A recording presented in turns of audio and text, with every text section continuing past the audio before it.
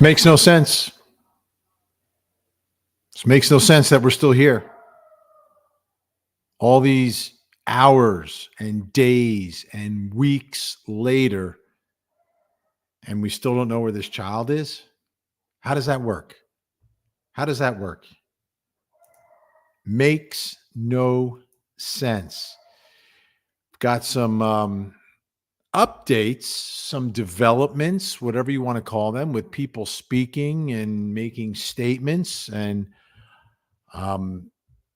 we'll see what it means, what it could mean. I mean, I think, I hope everyone's on the same page here. Like everyone, same page. Bring home Sebastian. I mean, the goal seems pretty simple. Accomplishing it, not so simple, but figuring out what the goal is. Welcome, folks. I'm Vinny Politan. Thank you for joining me on this Sunday night. Like everyone else, Sundays, sometimes busy days. Got to get things ready for the week coming up. You got things to do in the morning, obviously. It's one of those days, and just had time now for a little bit here to talk about Sebastian Rogers.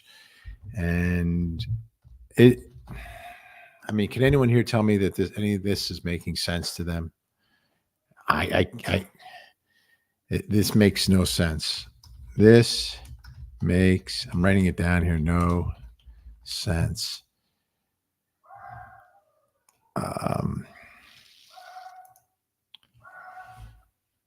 Makes no sense at all. No way. Why are we here? How did we get here?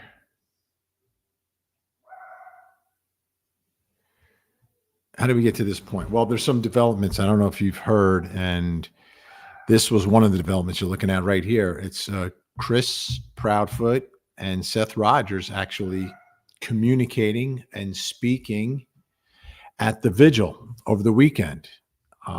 I'll take this as a big positive. I'll take this as a huge, huge positive that the two dads, right?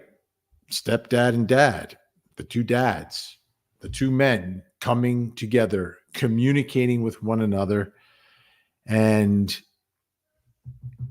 hopefully coming together for the same goal, which should be pretty obvious, right? I mean, that's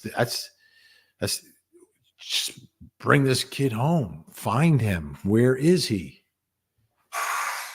And I think it's positive that Chris and Seth together at the vigil. The way this has really, I think, transpired through the weeks is that we haven't seen much of Chris. We haven't seen much of Katie. We've seen a lot of Seth. And, I don't know. You don't know what happened here. Investigators don't know what happened here. And when you think of the parents, do they or don't they know what happened here, right? That's always the question. You have to answer it. You have to answer it. And it's an open case.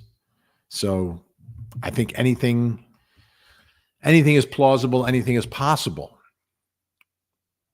Including, you start with this 15-year-old left the house on his own, and something terrible happened to him when he left. Now, I don't think he would just leave without a reason, and I don't think something would happen to him without a reason, but it is possible. He could have gone somewhere undetected and fallen in some place or some location where he ran into trouble, couldn't get help, didn't get help, and that's what happened here. I mean, that is a possibility. And if that's a possibility, you need to find him and bring him back, just like any missing child, any missing person. Possibility two, he leaves because he was lured by somebody from school, online, even though he's not supposed to be online. He's a teenager, lured by someone that came into his world. I think that's unlikely based upon the way he's been described as being. But again, anything is possible. And if he's lured, it could have been something really bad that happened involving someone from the outside. Now, he could have left the house because something bad was happening in the house and he wanted to get out, and then something unrelated to anyone in the house happened to him once he left.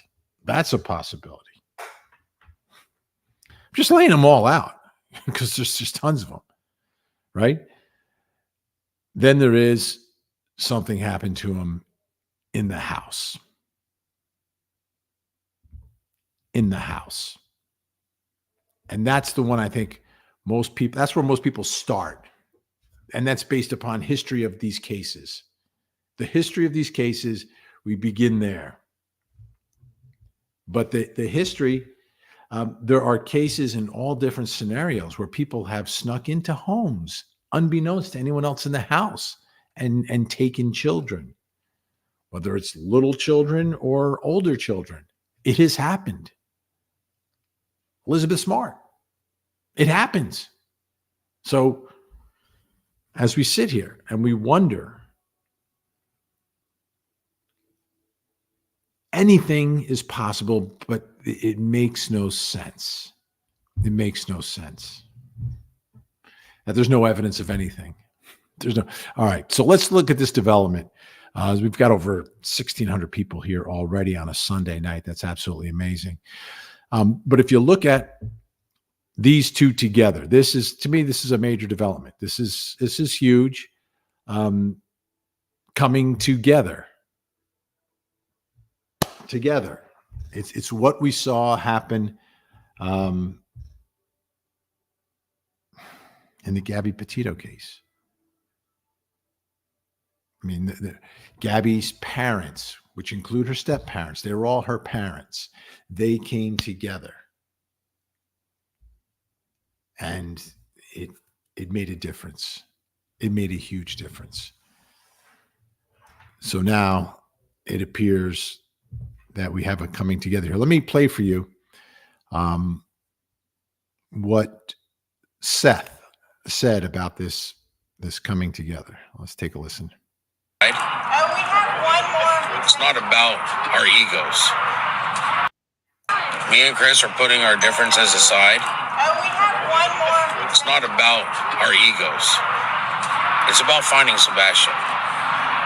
Me, Chris, and Katie will begin working together. And if everybody else could just off and put your egos aside, help us find our son. Sebastian Wayne Drake Rogers is the goal of this shit. I'll play for you one more time. Me and Chris are putting our differences aside. We have one more. It's not about our egos. It's about finding Sebastian. Me, Chris, and Katie will begin working together. And if everybody else could just off and put your egos aside, help us find our son. Sebastian Wayne Drake Rogers is the goal of this shit. Okay. Coming together. Put aside their differences.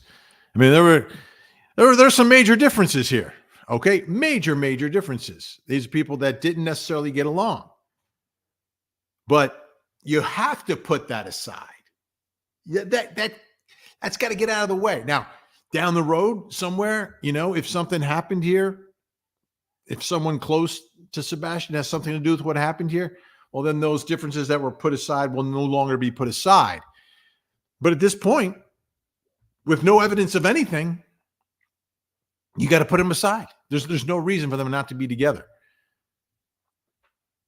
And pushing all the buttons and having an overall strategy for this. And Seth is out there, and obviously he's frustrated. He's on the ground, and there are things happening there, and there's people involved for different reasons and egos and everything else. I get it. He's in the fire. He's in the fire.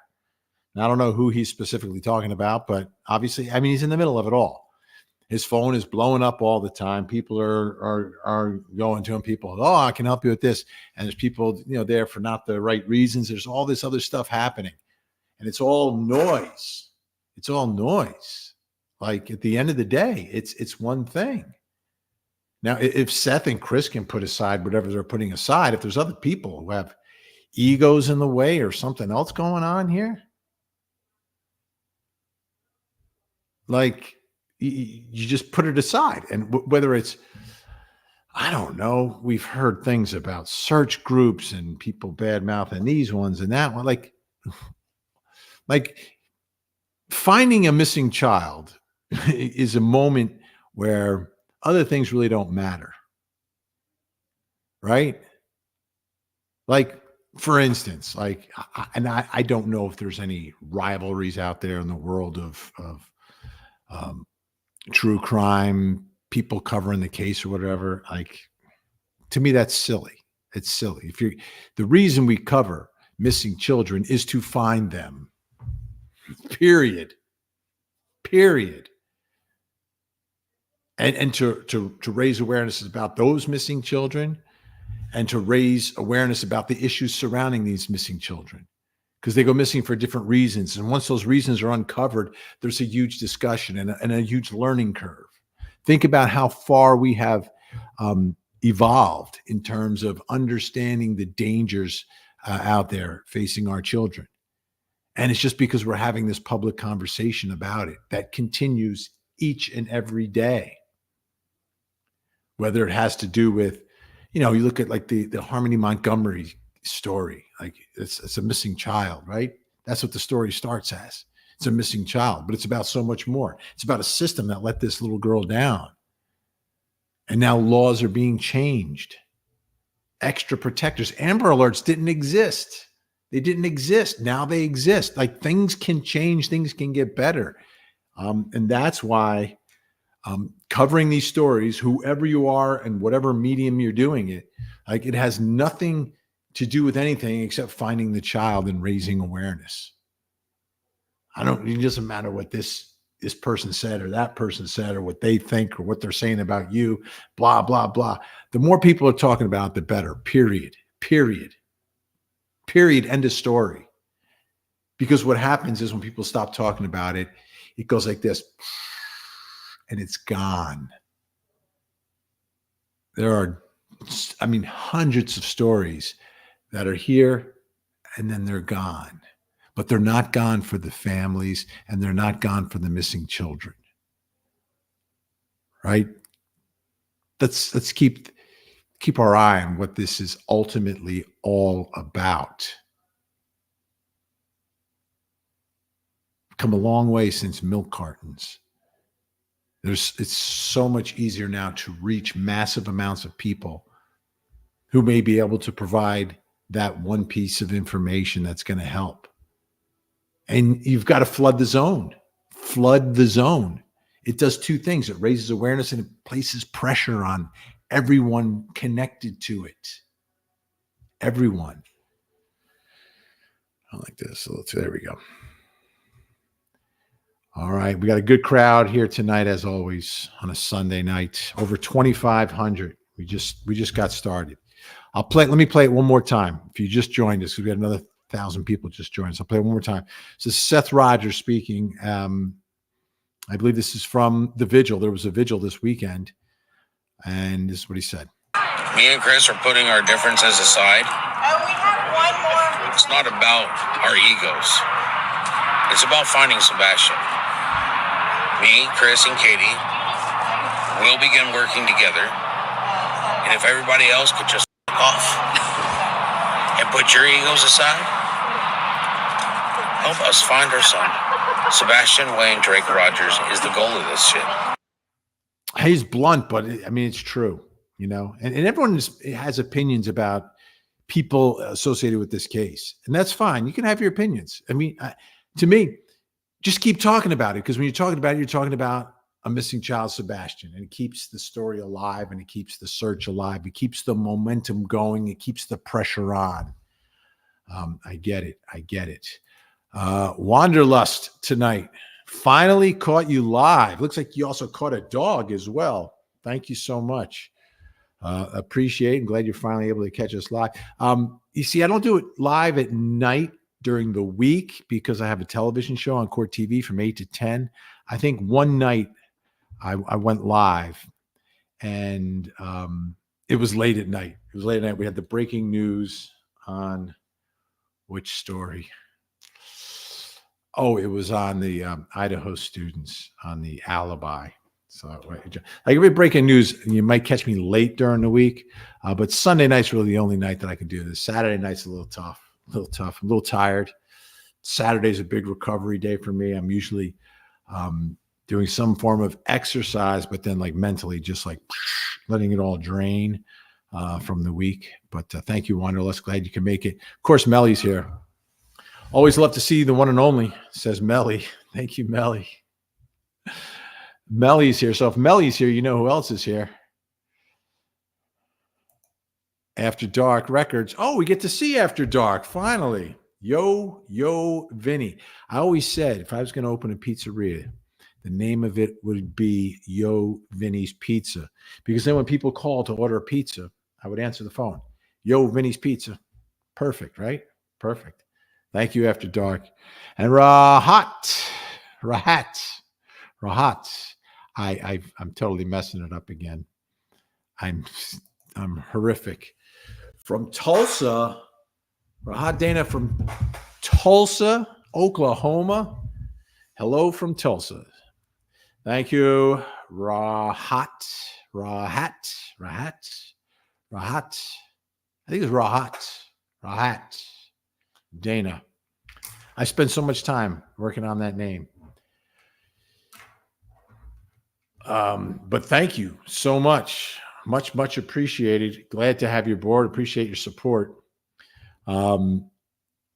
This was a big moment, right? These two guys together.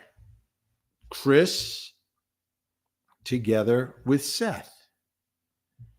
Stepdad and dad. Stepdad. If you're a stepfather, it's no different than being a father.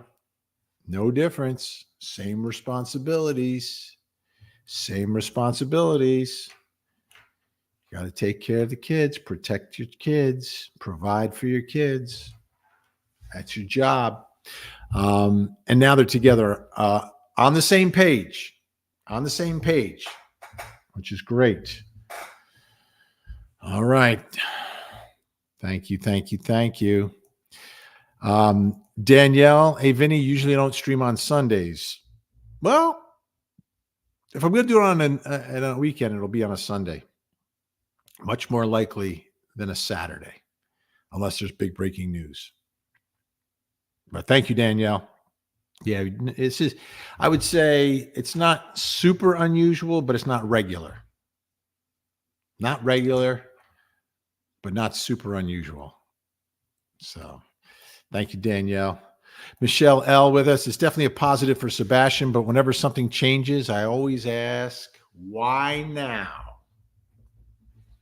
Why now?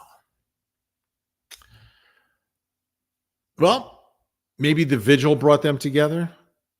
Maybe a realization that we all need an answer.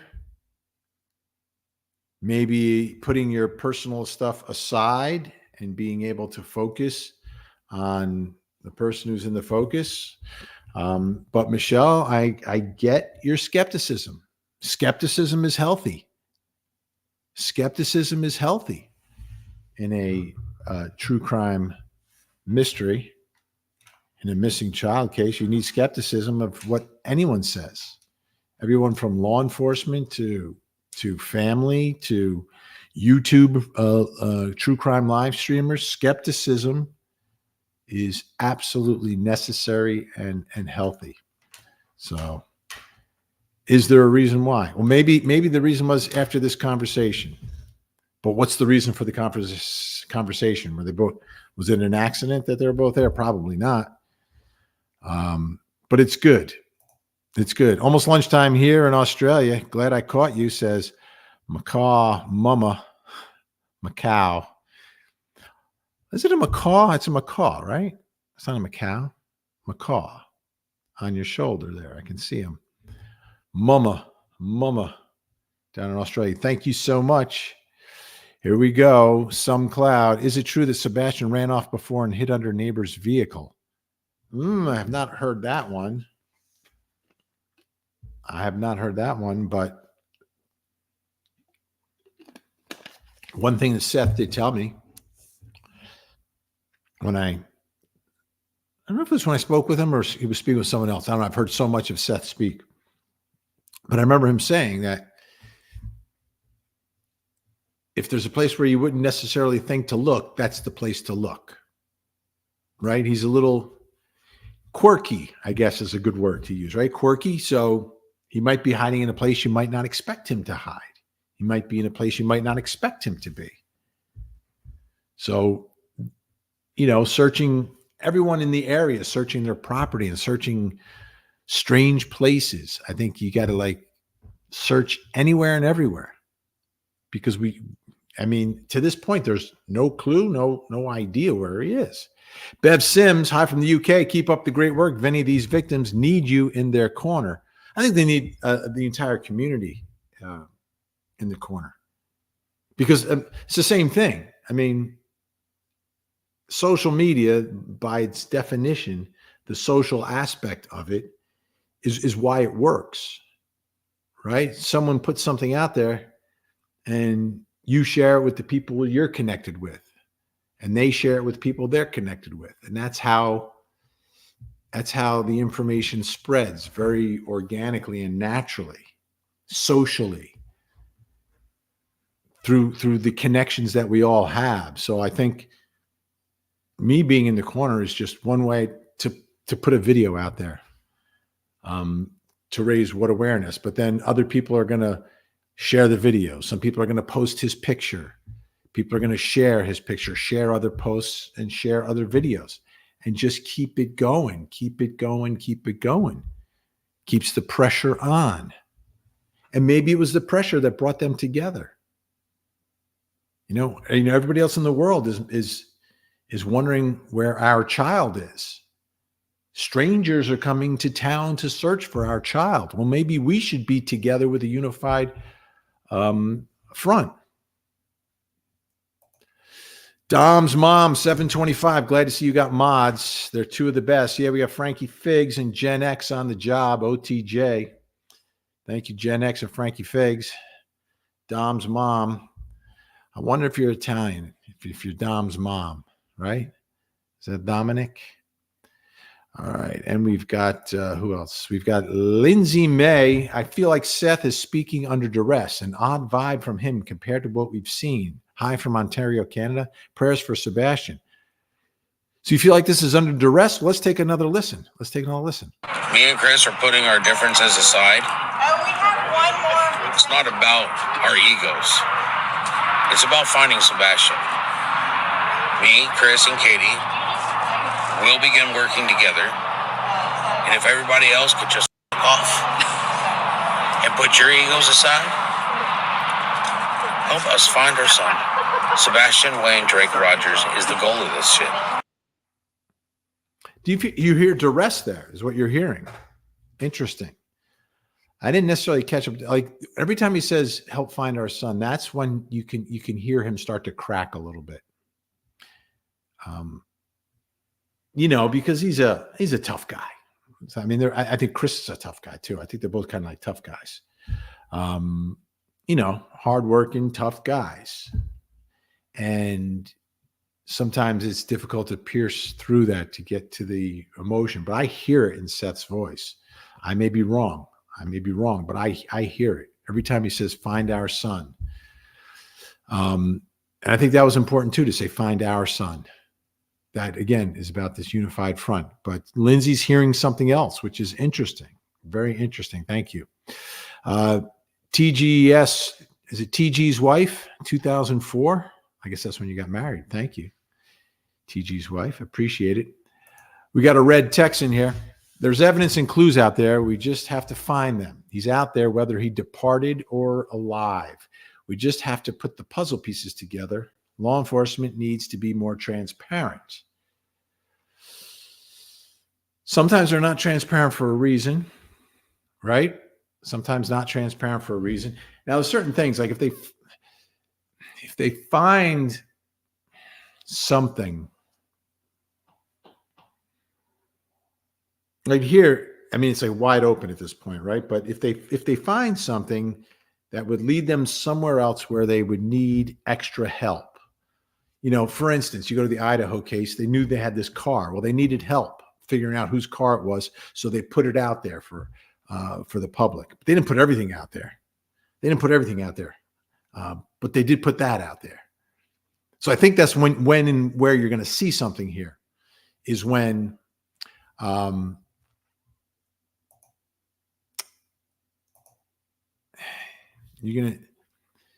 when there's something extra or something in an area where they're not getting leads, but it's a little piece that they could throw out there and say, hey, does anyone know anything about this? We saw that in the Delphi case, but those leads were all over the place, which were almost, I would say, problematic to a certain extent. But that's not the case here. All right. Just pointing and clicking on a couple of things here. Thank you so much, Red Texan. We've got Maza. Is it Matza or Maza? Hasn't changed his opinion, hasn't become friends with them. They, at least Seth, are just putting things aside. Seth is a smart guy. He knows what he's doing. He thanks his real supporter before this video. Interesting. Yeah, well, I think what he said is putting aside their differences, meaning they have differences. We know we have them. Let's put those aside. They're still there, but let's just ignore them for now so we can come together.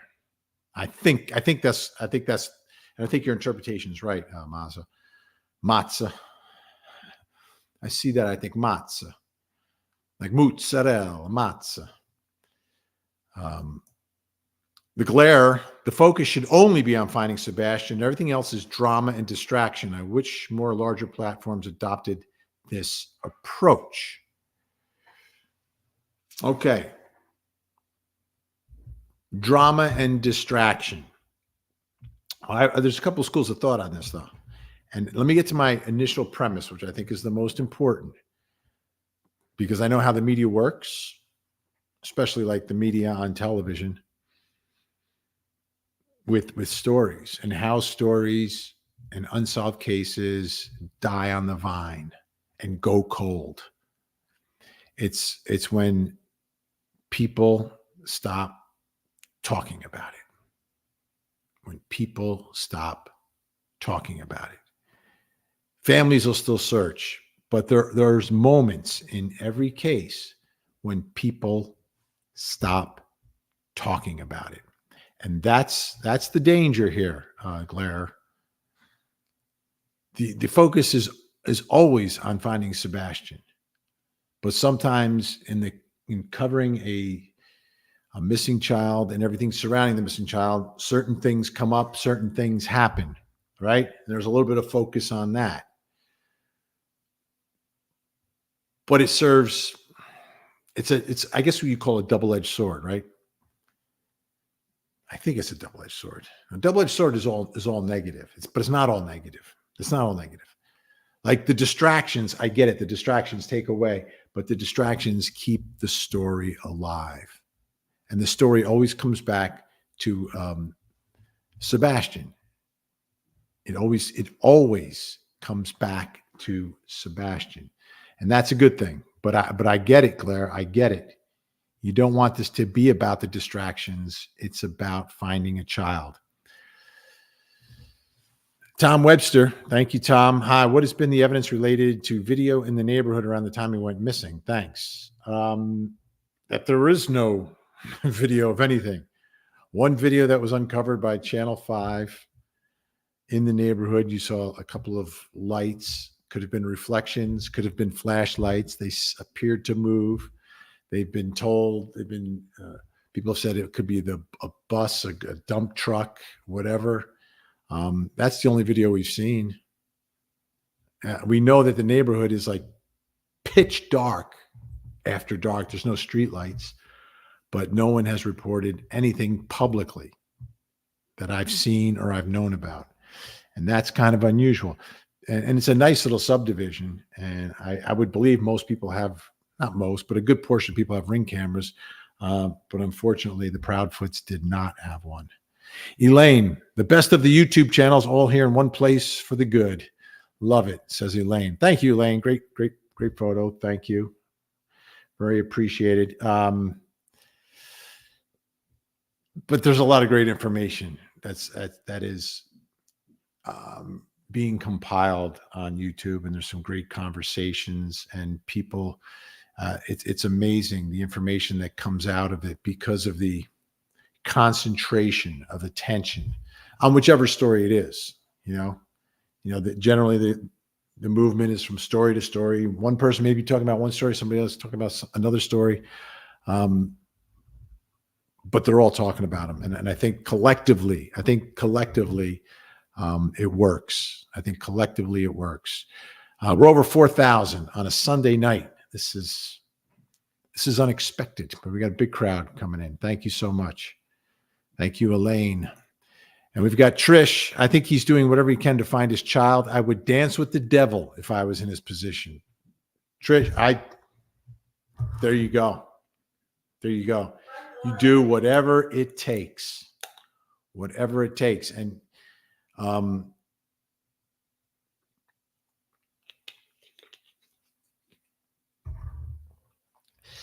you've got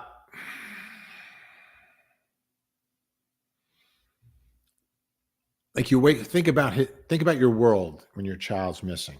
I think that's another way to approach this, right?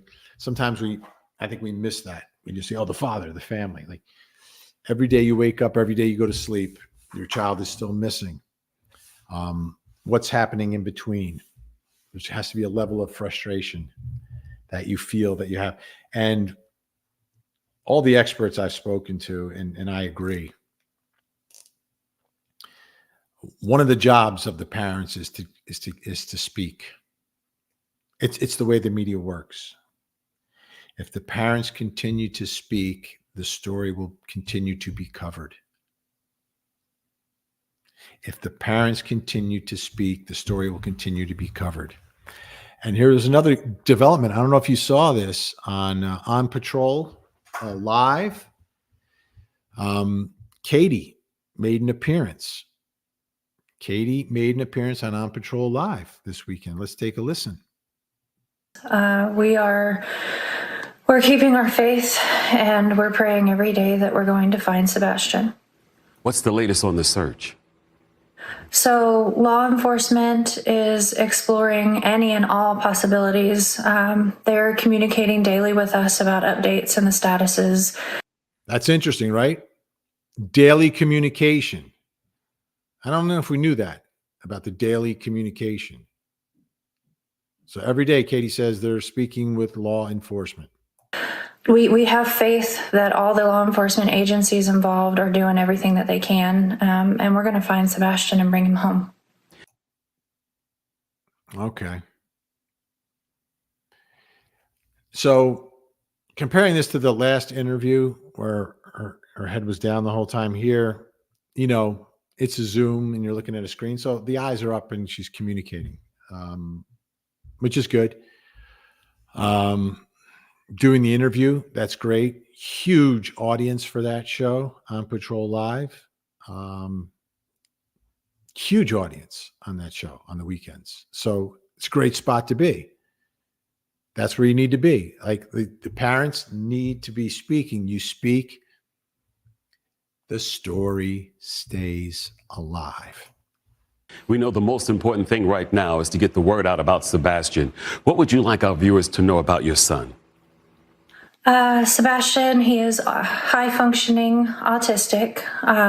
He loves animals. He loves video games. He loves fishing. Green tea! You're so good. Look at that. Look at that. That's why we're looking. That's why this story's alive. You need to find this guy. He's typically a very, very sweet boy. He can be quite temperamental, though, if he's overstimulated or if he's stressed out.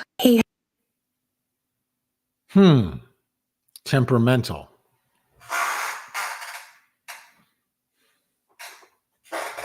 Temperamental.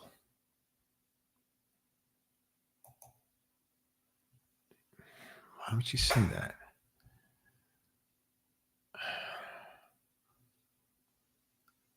That's interesting, right? I think we've heard that. We know that he's a teenager. He's temperamental. He has a unique run. He runs like the Naruto anime character. When he's excited, he likes to dab, and he loves music. He loves to dance. All right. I remember early on they were playing his favorite song. Remember they were playing in the loudspeakers in case he was in the woods or somewhere, so he would come out. Wow. That's all very helpful information. Now, if Sebastian is out there watching, what would you like to say to your son? I would say, Bubba, we love you. We all love you so much.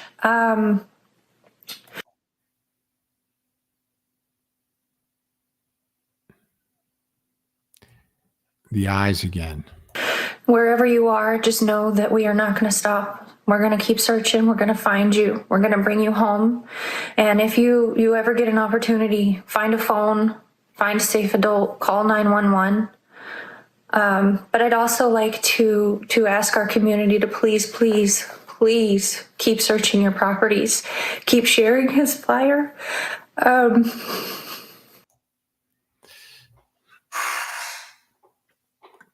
That last part was important. Keep searching your properties. Keep searching your properties. How thorough has the search been? How thorough has everyone searched their homes, their backyards, their sheds, whatever, all their different places? How much have they searched all the bodies of water? And any other place he could possibly be. But again, he was barefoot. No shoes. If you know something or you see something, please say something. Call the law enforcement immediately. We're going to do everything we can to help find him. Thank you. Okay. That's interesting. That was interesting.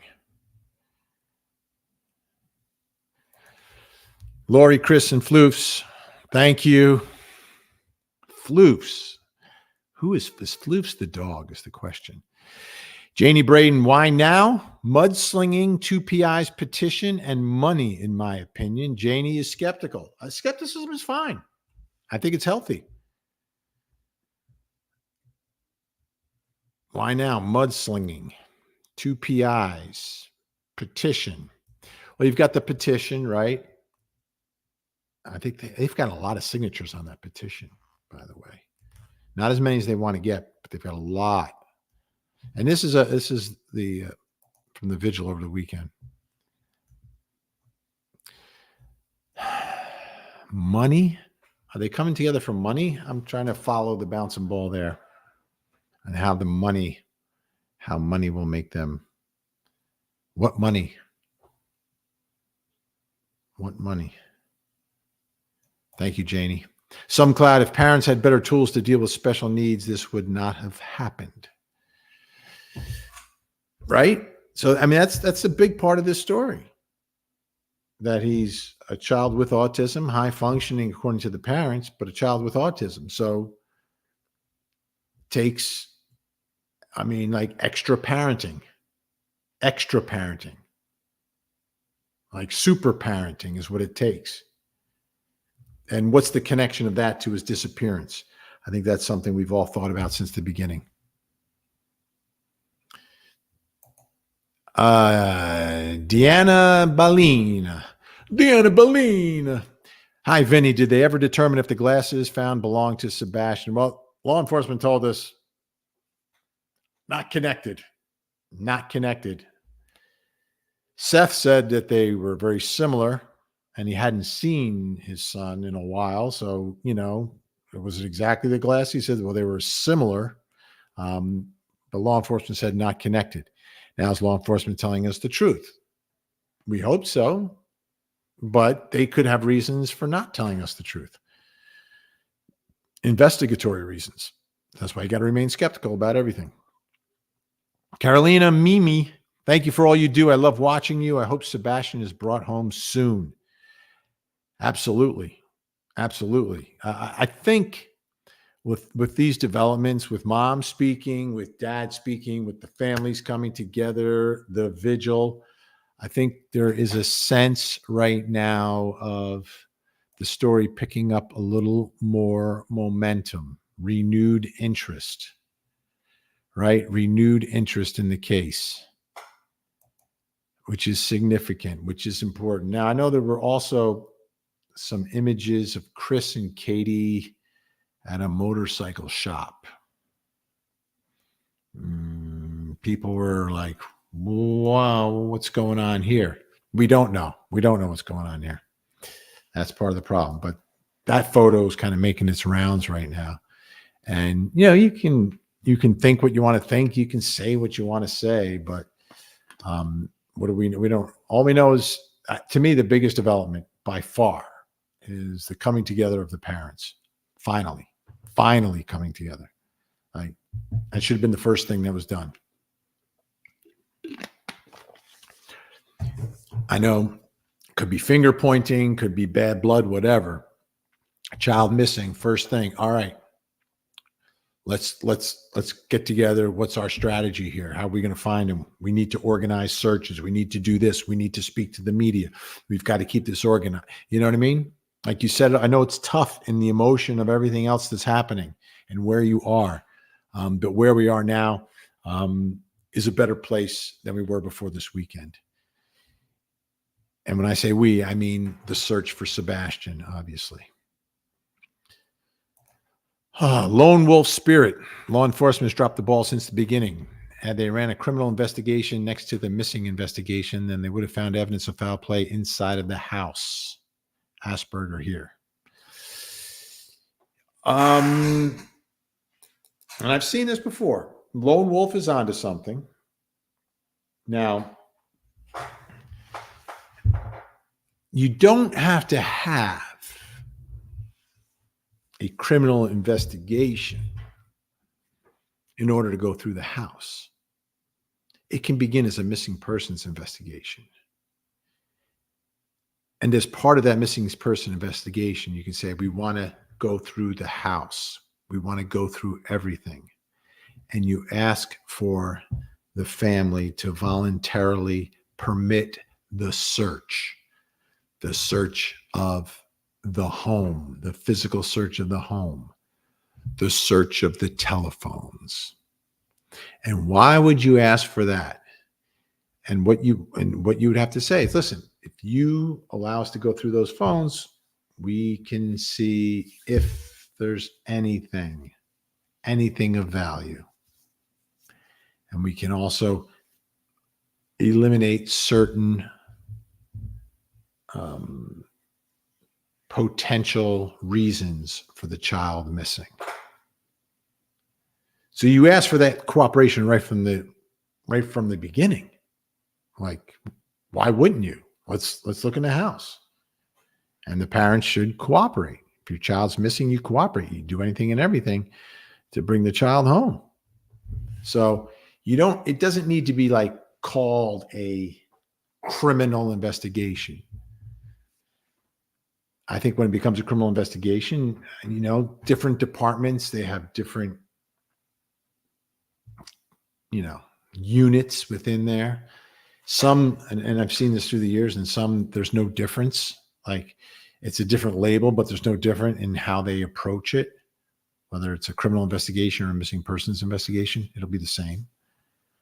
So missing person versus homicide investigation will be the same in some departments. It depends upon what their operating procedures are and their standard protocol. But I've covered enough of these through the years that I've seen the situation where there is no difference between the two. And you don't have to call it a criminal investigation in order to ask the parents for their permission to go through. Now, if it's a criminal investigation and they don't allow you, then you need to go to a judge. But in order to go to judge, you need some probable cause, some reasonable articulable suspicion about what is going on that would lead you to be permitted to do that search and seizure of anything that you find. All right. Thank you, Lone Wolf. True Crime with Danielle is here. Love your channel, Vinny. Thank you, Danielle. Appreciate you coming on tonight. True Crime with Danielle on this Sunday night. Wow, over 4,800. Over 4,800 on a Sunday night. On a Sunday night. Thank you, Danielle. Doxy Lover. Does anyone know if EquiSearch or a volunteer diving team have been asked to search? Love to watch you, Vinny. Well, there is some drama associated with all that. And that's like, I think that's one of those areas where there's some conflict about what was going on.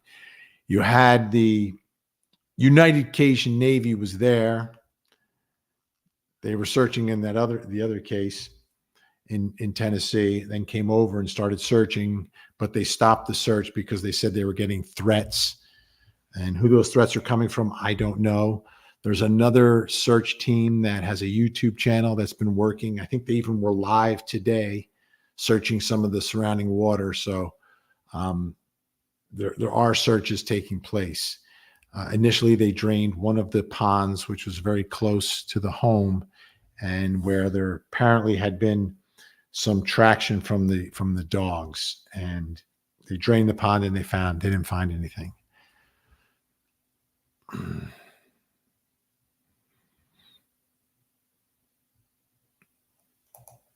The sleuth fairy. It's unlikely he goes so long obtaining food and shelter undetected unless there's foul play. Statistics say there's usually someone who knows the child. Yes. Yeah. It's always, you begin closest to the person you're looking for, closest to the victim or the missing person, and then move out. Right? Yeah. Obtaining food and shelter undetected would be very difficult at this point. I think extremely difficult. At this point, to be undetected, like his face has been everywhere, especially in that area in Tennessee. It's everywhere. So that's not likely. But there's the abduction aspect of it. And I think at this point, I don't want to say that's the best case scenario. I don't know what best case scenario is at this point. I don't like to think of it. I just think of it this way. Let's find them, and let's not think about what could be happening to him. But you are correct, absolutely correct, Sleuth Fairy. Okay, Pendeo Pubico does not like Gray Hughes. Okay, I get it. Gray Hughes has told me there's a lot of people don't like him. I don't know. But thank you, love you, thank you. I appreciate it. Miss Slim Twiggy. Hey, Vinny, I'm a mother of an autistic son. We had 6 locks on our doors plus security alarms, so we knew he would be safe. And that's right. 6 locks on our doors plus a security alarm. And to me, the security alarm, like that is, you got to have one, and you got to remember to put it on too. But even, and everything is much more affordable now too. Security systems, they're all wireless and not expensive. And you can put chimes. So anytime a door opens, it makes a noise. You get a notification on your phone. I understand it's a monthly expense. But I'm shocked that the Proudfoots didn't have that. I'm shocked because they have some money. They have money. They have a beautiful house. Chris seems like he's got a great job, works hard. I was really surprised that they didn't have some sort of camera out front and the chimes and the notifications and all of that. I wish they did. I wish they did. But back in the old days, it was a big deal. I mean, it was thousands and thousands and thousands of dollars to get some sort of a security system. Now it's hundreds of dollars. And I know hundreds is still a lot, but it's, it's your child, right? Right, Slim Twiggy? It's your child. It's your family. And why I'm really surprised is because Chris would travel, and Chris is traveling for work. And just to have Katie at home with Sebastian, and he's not there necessarily. I know she's in the military. I know she can protect herself. I get it. But still, get the security, unless you absolutely can't afford it. But the question is, can you afford not to have it, right? There's always a way to make it happen. You cut this so you can add that. It's all part of budgeting. But thank you, Miss Slim Twiggy. Dolphin 517, is it true that the FBI can get involved without an invitation from law enforcement? I don't think so. I don't think there's a rule about that. I'll check my FBI guess, but I do not believe that is true. I think they have to be brought into the case. It's a jurisdictional issue. It's a jurisdictional issue. The FBI doesn't necessarily have jurisdiction on a missing child locally. There has to be something more. And many times they get invited, and you may ask for help on certain aspects of the investigation, whether it's analyzing video or phone records or DNA, whatever it is that you may have. But you have to have evidence. Like obviously they're not telling us everything, but it seems like there's like zero evidence in this case, which takes us right back to the problem that this makes no sense. This makes no sense. The only way it makes sense is if to me, it doesn't make sense that he just left on his own and was undetected all that time. Okay. Check your property every day was first stated by law enforcement. It seems she's repeating it. I would be a blubbering mess trying to talk, and a parent should have places he may go in law enforcement, but she and stepdad seems suspect, praying for Sebastian. That's from Sarcasm for Fun.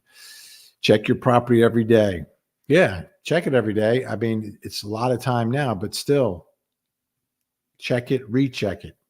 I mean, it's a lot easier because law enforcement can't get and be everywhere. Even check like inside in your house if there was any way for someone to get in. Yeah, I think, I don't think anyone knows how they would necessarily respond under these circumstances. I really don't think. And Sarcasm saying I'd be a blubbering mess trying to talk. Yeah, you might be, but you might not be. You don't know. It's interesting. And there's certain common denominators that I found with parents. But I've also seen them speak differently, whether it's how often, how much, and what they're saying. But there's something about when they start to talk about just getting their child back. To me, that's the common denominator. And that's when they start to feel it. And that's when you start to feel it, and you can sense and you can detect that. Thank you so much, Sarcasm for Fun. Great to have you aboard tonight. Some Cloud is back. My theory's playing out. Abuse versus protection. Abuse versus protection based upon the circumstances. We're over 5,000 for tonight. Thank you. Thank you. Over 5,000 on a Sunday night.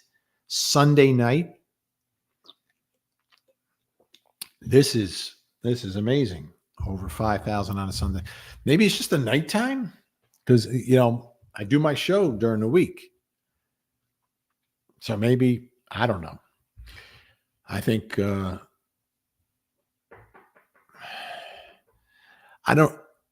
abuse versus protection. That's part of this investigation, right? Trying to figure out what was going on in his world. What was going on in Sebastian's world? What was each day like? What were the observations?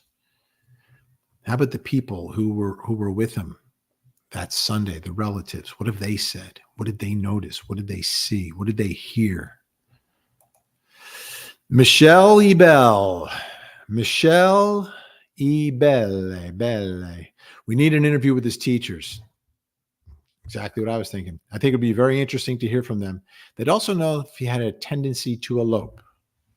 Yeah, would he run away from class? Would he run away from school? Did he like other kids? Did he have relationships with classmates? What was the level of their communication and their relationships? Yeah, that's important. That's very important. Teachers have pretty good insight. I mean, teachers had great insight. In that Oxford case, they're the ones who noticed something. The administrators dropped the ball, but the teachers could tell when something wasn't right. I mean, you spend that much time with a child, you see them day in and day out. I think most teachers can get a good sense of, hey, is everything okay? What's going on here?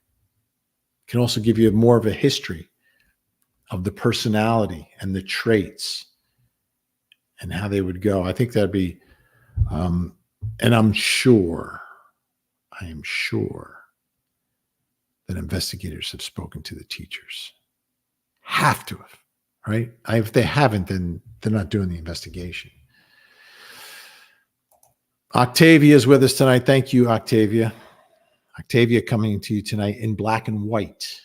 In black and white. When I was growing up, my TV in my room was black and white. Now the one downstairs in the we called it our rec room. I think you would call it a den these days. That was color. My room, though, was still black and white. My TV. TVs have come a long way, haven't they? Wow, a lot of comments tonight. Wow, what a great conversation taking place. Glad to have everyone aboard. So, my theme tonight was this makes no sense, right? This makes no sense that it took this long for the parents to come together. That makes no sense to me. But they are together. That's what they're saying now. That's the official word. I'll play it again. Some of you may not have heard it because we had thousands of people come on a little bit late, so I'll play it again. This is Seth speaking at the vigil. Me and Chris are putting our differences aside. And we have one more. It's not about our egos. It's about finding Sebastian. Me, Chris, and Katie will begin working together.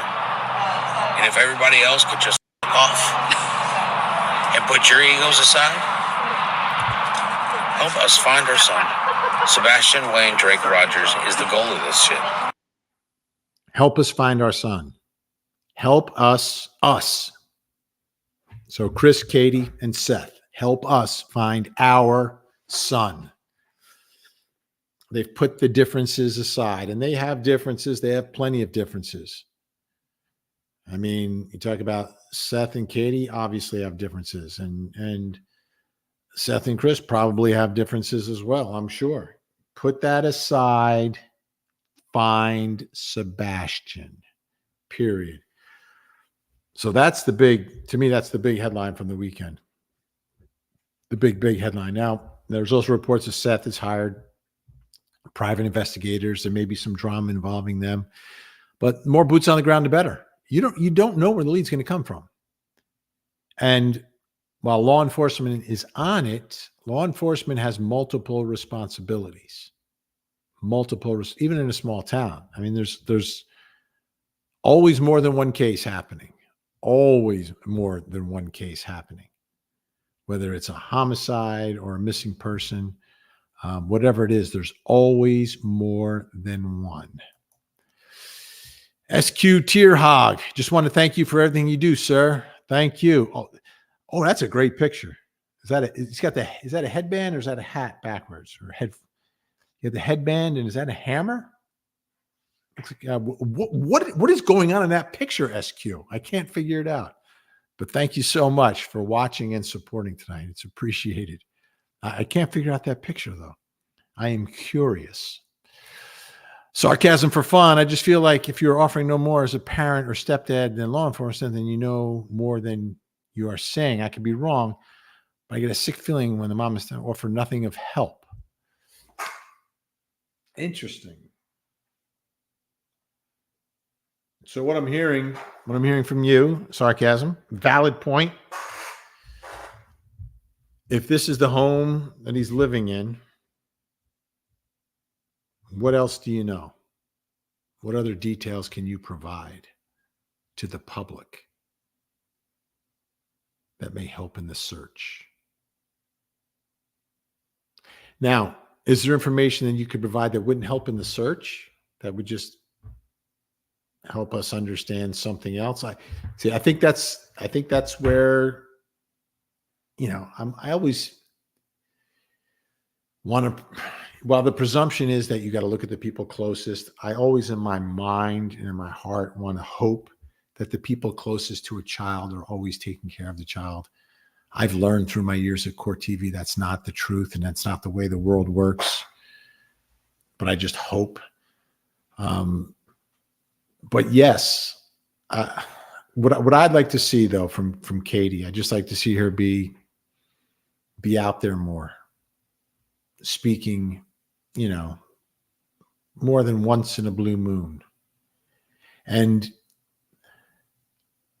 I think you have to get a tough skin, right? Because the skepticism's there, right? So it's going to happen, and that doesn't make it easier for you. But just like you put your differences aside, you put almost like your own well-being aside to help find your child. And you take, people want to attack you on social media. People want to criticize you. Yeah, whatever. Come at me. Say whatever you want. It doesn't matter. At least you're talking about my son who's missing. Right? I think that's a big, big, big part of all this. And keeping his picture up there. Keep his picture up there. Got to keep his picture up there. Some cloud, boy in the box.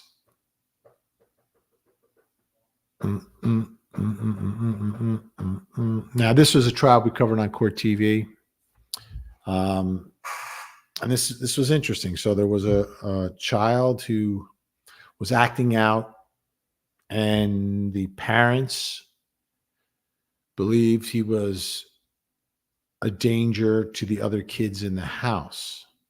So they built a box in the garage and put a mattress, a bucket, and a camera inside that box, which locked from the outside. They called it a room. It was a box.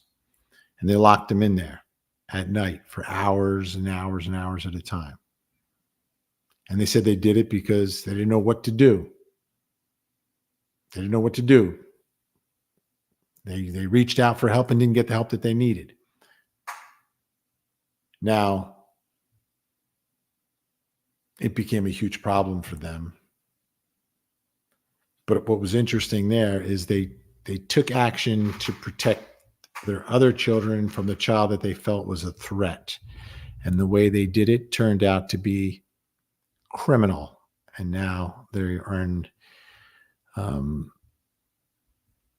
he's in prison, the father, as a result. Timothy Ferreter. And I think what some cloud here is saying the same thing here, is that they felt that Sebastian may have been a threat to another child who was staying in the house from time to time. Maybe.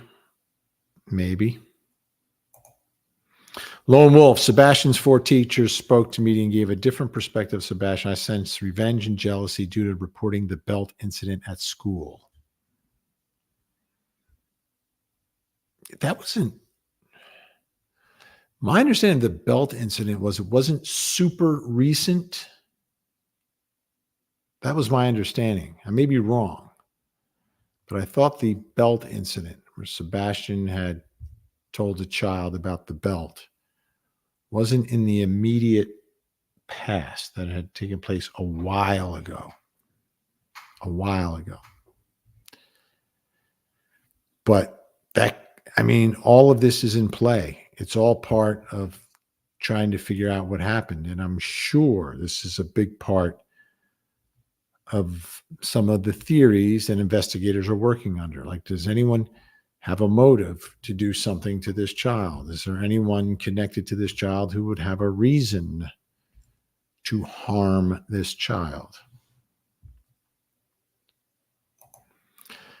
Michelle Ibele, is there a way to find out if his parents are receiving Social Security benefits due to his disability? And what happens to those benefits if a child is technically missing?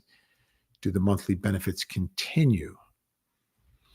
I would say the only way you could probably find that out is by asking them if they're getting a benefit. I don't know if they're getting, they could be getting benefits. But again, nice house, nice neighborhood, all that stuff. Like, they're not, they did not appear to be in any way struggling to make ends meet.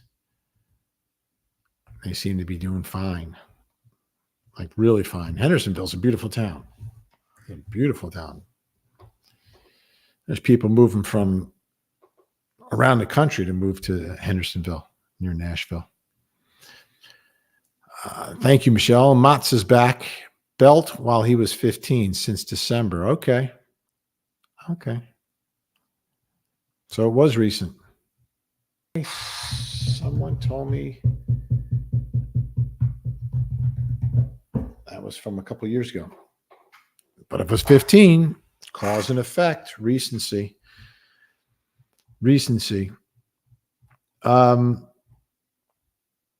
What else doesn't make sense here?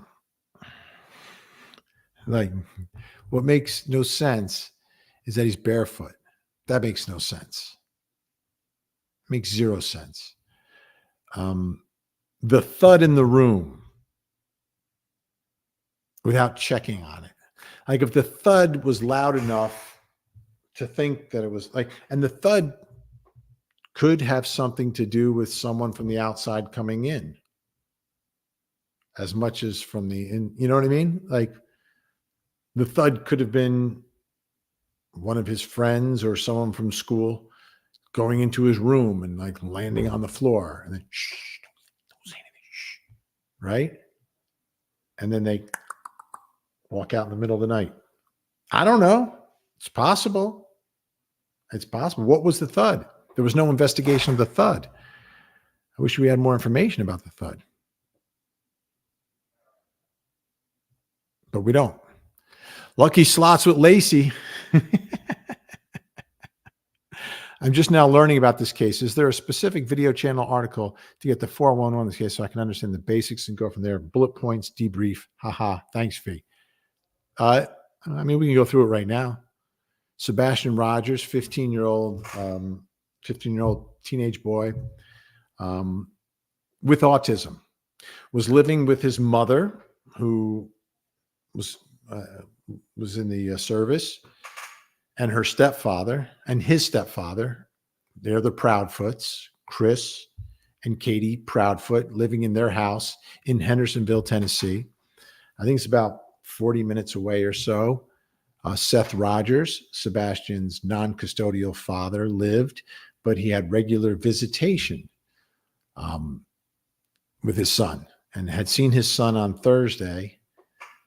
The son disappeared Sunday going into Monday. And according to mom, she was home alone with Sebastian because Chris was out of town working. I think he works big rig machinery. And she heard a loud thud. She went to bed around 12:30 or so. And sometimes between 12 and 6, when she woke up, he vanished. Just vanished. At some point there. They live in a beautiful home. His bedroom's on the first floor. Mother's bedroom is like catty corner on the other side of the house. He's in the front of the house. His room, the master, is in the back of the house, sort of diagonally away. Mother reported him leaving without his phone and without shoes, but there was a flashlight missing. That's my understanding. That's what was told. Mom and stepdad subsequently have moved out of the home, is our understanding. Chris works out of town, so they're Katie went with Chris to wherever he's working. And there was definitely a rough breakup and a custody battle that took place. There were allegations back and forth. She accused him initially. When he has spoken out, he's said some things about them. Chris's daughter, Chris is also in a custody battle with his ex over his daughter. And I believe his daughter spent some time at the house. So there's a little bit of drama there as well. So that's the bullet points on it all. But a good, if you want to watch some stories about it, I would go on to Channel 5 in Nashville. Nick Barris is a reporter. He's done a bunch of stories on it. You can take a look at those. So I hope I got you up to speed there, Lucky Slots. Let's get to the unicorn milkshaker. Yomo Sr. joined CP so that he can find out more. Yumo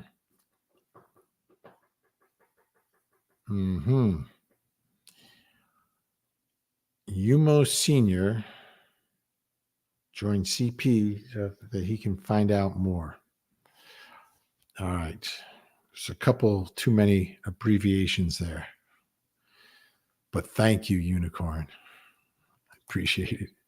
Lone Wolf back. Chris got a mattress after Sebastian disappeared and said that it was to replace his daughter's mattress. That would mean that Sebastian was a witness.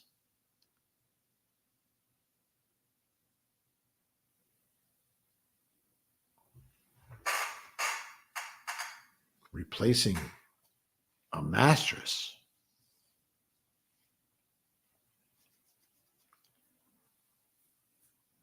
There's a lot to that one. There's a lot going on there. That can go in a couple different directions.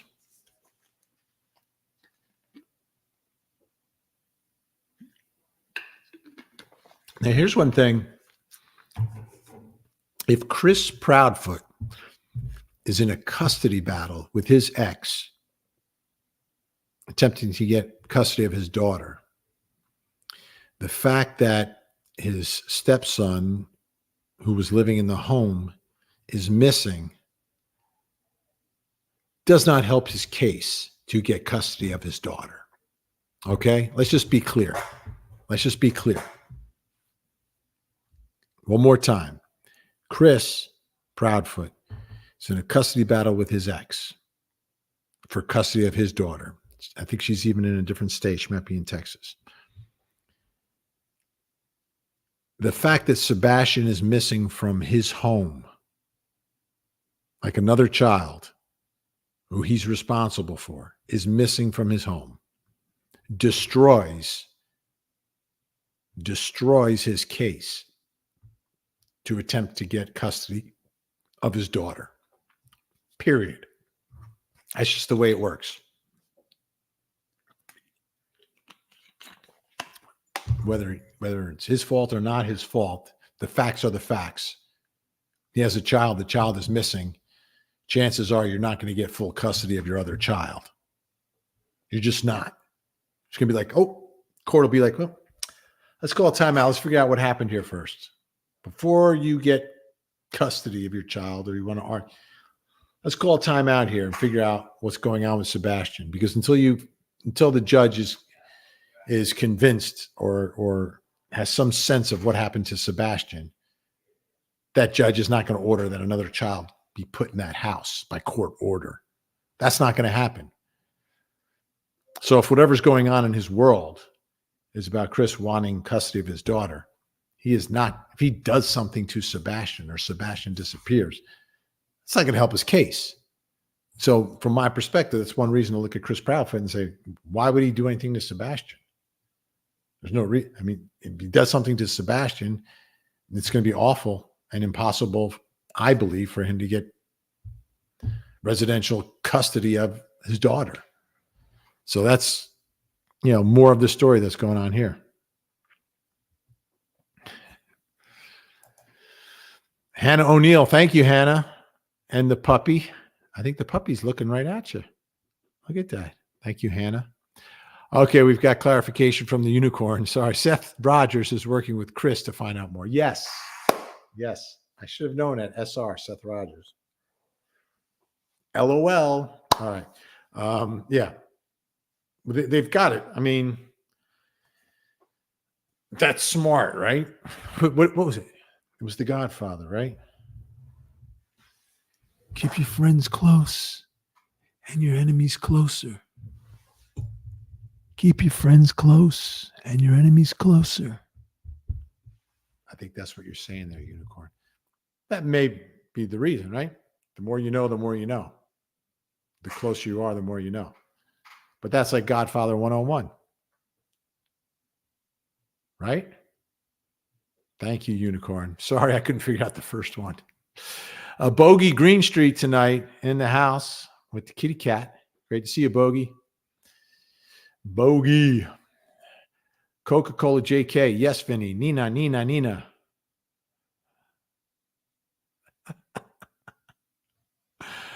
All right. I maybe I know what that means. Maybe I don't. I'm not sure. Yes, Vinny. Nina. Rabbit Hutch. Vinny, you talked to Nancy G about Seth's polygraph? I have not spoken to Nancy about this. I should. Yeah, she offered the polygraph. Did she offer the polygraph? Did he take a polygraph? Did Nancy speak with Seth now?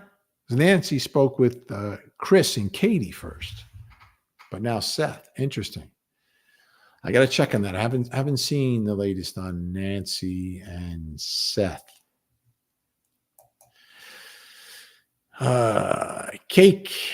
Cakey or just plain cake? Cakey. CP's. Chris's mother is Facebook friends with a sergeant of Hendersonville PD's wife, and Chris's mom was present when law enforcement first showed up at their house. Okay.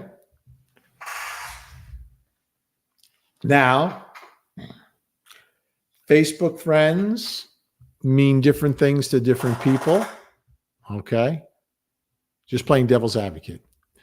Facebook friends means different things for different people. Some people are very open about who they're be friends with on Facebook. Some people will limit that a lot. Like they'll limit it to only actual friends. Right? For me personally, because when I started in Facebook, like right when it first started, I was on radio and we were just goofing around one day and we just started the account and started talking about it. And that's before you had pages where you could follow people. So my Facebook friends, I'm filled with strangers who have become friends through Facebook, like Facebook, literally Facebook friends, people I've never met.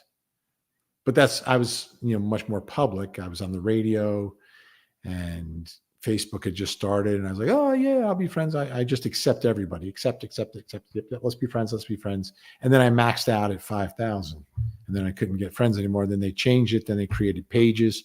So now I can have 1 million people follow me on Facebook. So Facebook friends, generally there's some connection. Sometimes it's direct. Sometimes it's a friend of a friend. Sometimes you're in book club together. You don't know exactly what it is. This Facebook friend with a sergeant of Hendersonville PD wife. So Chris Proudfoot's mother, right, is Facebook friends with the wife of an officer and was present when law enforcement first showed up at their house. Okay, that could be, you can look at that two ways. One way is I'm there to make sure you get better service, right? Like if you know someone, you want to make sure you get the attention. Or a grandma, I hope she looked at herself like a grandma, even though the step thing is thrown in there. I believe that, I don't believe in the word step, but it's a way to define the difference. But she could be there because she's concerned because the child's missing. She could also be there to make sure that this gets the police attention they want, or in a more nefarious way, it could be so nudge, nudge, wink, wink, everything goes smoothly. Interesting. But thank you, Cake. Good info. Good 411. Rowena Reigns, they should come together for the sake of their child. Thank God some good is coming out of this sadness. May the truth come out. Absolutely. Absolutely. Hopefully this meeting brings the family together to find the child. The child is missing. By the way, we're over 5,500 tonight. 5,500 on a Sunday night. On a Sunday night. Sunday night. Thank you, Rowena. Great to see you. And we've got Coca-Cola J. Key. Nina, one to benefit from the disappearance. Need to check out if she has any connect. Oh, Nina. I see what you're saying. Nina. Now the Nina makes sense. Seb and sister FaceTime all the time, so anything could be organized. All right, I'm trying to read this. I know there's people that are just listening, so I have to read the questions. Nina, one to benefit from the disappearance, right? This is Chris's ex. Need to check out if she has any connections with Binman, Seb, and sister. FaceTime all the time, so anything could be organized. If he thought he was, get to see sister. Interesting. So this is more of the luring inside job, someone connected. It's worth, you look, well, who? That's a great way to look at it, Coca-Cola JK. Here's the scenario. Who is benefiting from this scenario? Here's the scenario. Who is benefiting from this scenario? And that becomes a place you look. That would be very highly coordinated, and that would be very evil if that happened. I mean, extremely evil if that happened. But unfortunately, I work at Court TV, and I deal in evil every day. Not the people I work with, they're awesome. I'm talking about what we have to talk about every day. Lots of evil out there.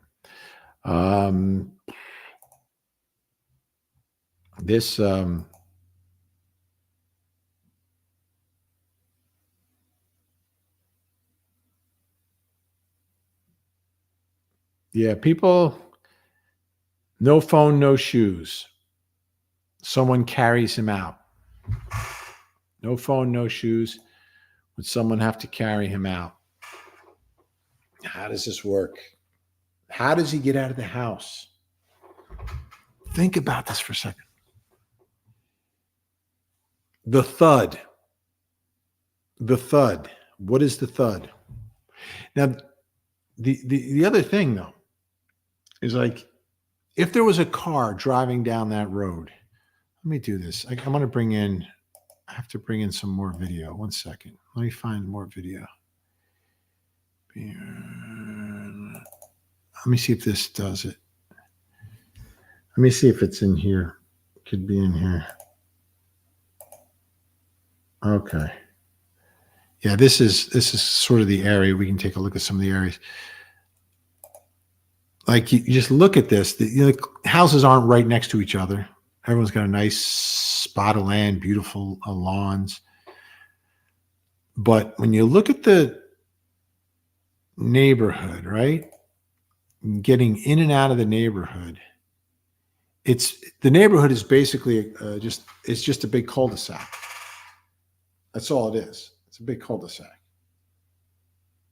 But you have to pass, in order to get to that house, you're going to have to pass several other houses to get back out onto the main road.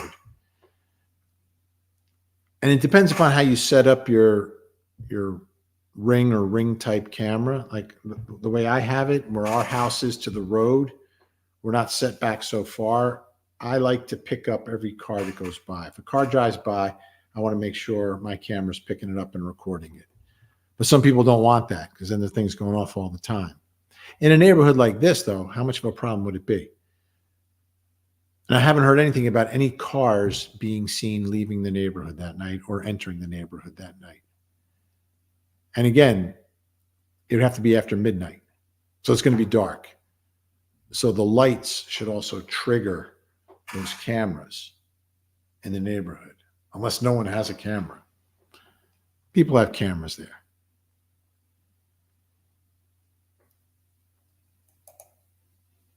Linda K, thank you, Linda K, on this Sunday night. Unicorn is back with another question. Did Sebastian even make it home from dinner? Proof. Is there proof of life after dinner?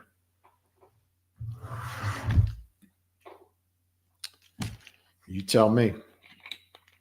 What proof of life? If it's a normal day, think of it this way. It's a normal day. You're taking your son out to dinner and you came home, your teenage son. I've done this. How many times have I done this? Brought my teenage son home from dinner, and it was just two of us. What proof would I have that we came home?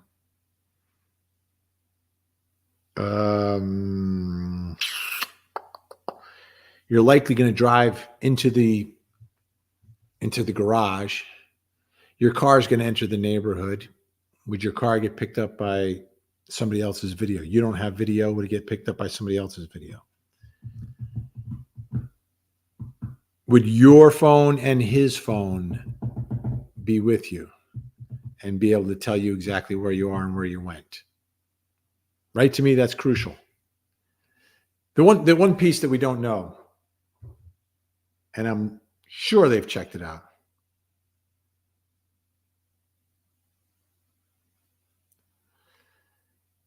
is the phone evidence. And we talk about this in all my cases on Court TV. All my cases on Court TV. What does the phone data tell us? And if he's going out to dinner and he's all day, I'm assuming he has his phone and mom has her phone. Are their phones next to each other? Are they going back and forth to the restaurant? Once they get home, do the phones move? Is there any application on the phone that would track the movement and the steps, like we saw in the Murdaugh trial, where you could tell Alec Murdaugh was running around like a madman, going back and forth, panic mode after committing the murder, getting changed, taking his clothes off, all that stuff. Do they have all that information? I would hope that they do. And I would hope that the parents would, voluntarily give it all up and allow them to check it. Where did his phone go? Were they together the whole time?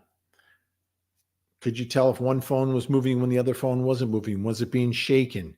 All that evidence that we know you can extract from a phone, have they extracted to, again, try to paint the picture of what happened after dinner? That's where the proof would be. That's where I think the proof would be. Look who's with us tonight, folks. Our friend Duty Ron. Vinny, thanks for keeping Sebastian's case out there. Law enforcement agencies are working night and day in this case. I can say that because of my experience in law enforcement. Understand the public's frustration. I think there's frustration, but I think there's also a sense of like confusion, right? I think there's the frustration, but the confusion. And the confusion for me, I'm saying it out loud. This makes no sense to me. This makes no sense that there could be no evidence of anything. No evidence of anything. Or no evidence of anything that anyone would want to make public either. Because what tells me that they don't know what happened is the renewed efforts of the search, like going back and searching the same area. Let's take another look at it again. Like if they knew something else had happened, would they go back there? Or was there a reason why they went back there? Right? We all know and presume and assume that law enforcement knows more than they're telling us. And we always hope that they do, because we want them to be a lot closer to solving this case than the public is, right? And trying to figure out what happened. But at the same token, it's almost as if there is no evidence of anything. right? And to me, that's the other part of this that makes no sense.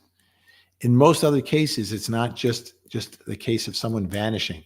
Usually there's something else that kind of tells you, oh yeah, this is what it's looking like. This is what it's looking like. And there's nothing here that says this is what it's looking like. Everything is conjecture. It doesn't look like anything. It doesn't look like anything. And this makes no sense to me.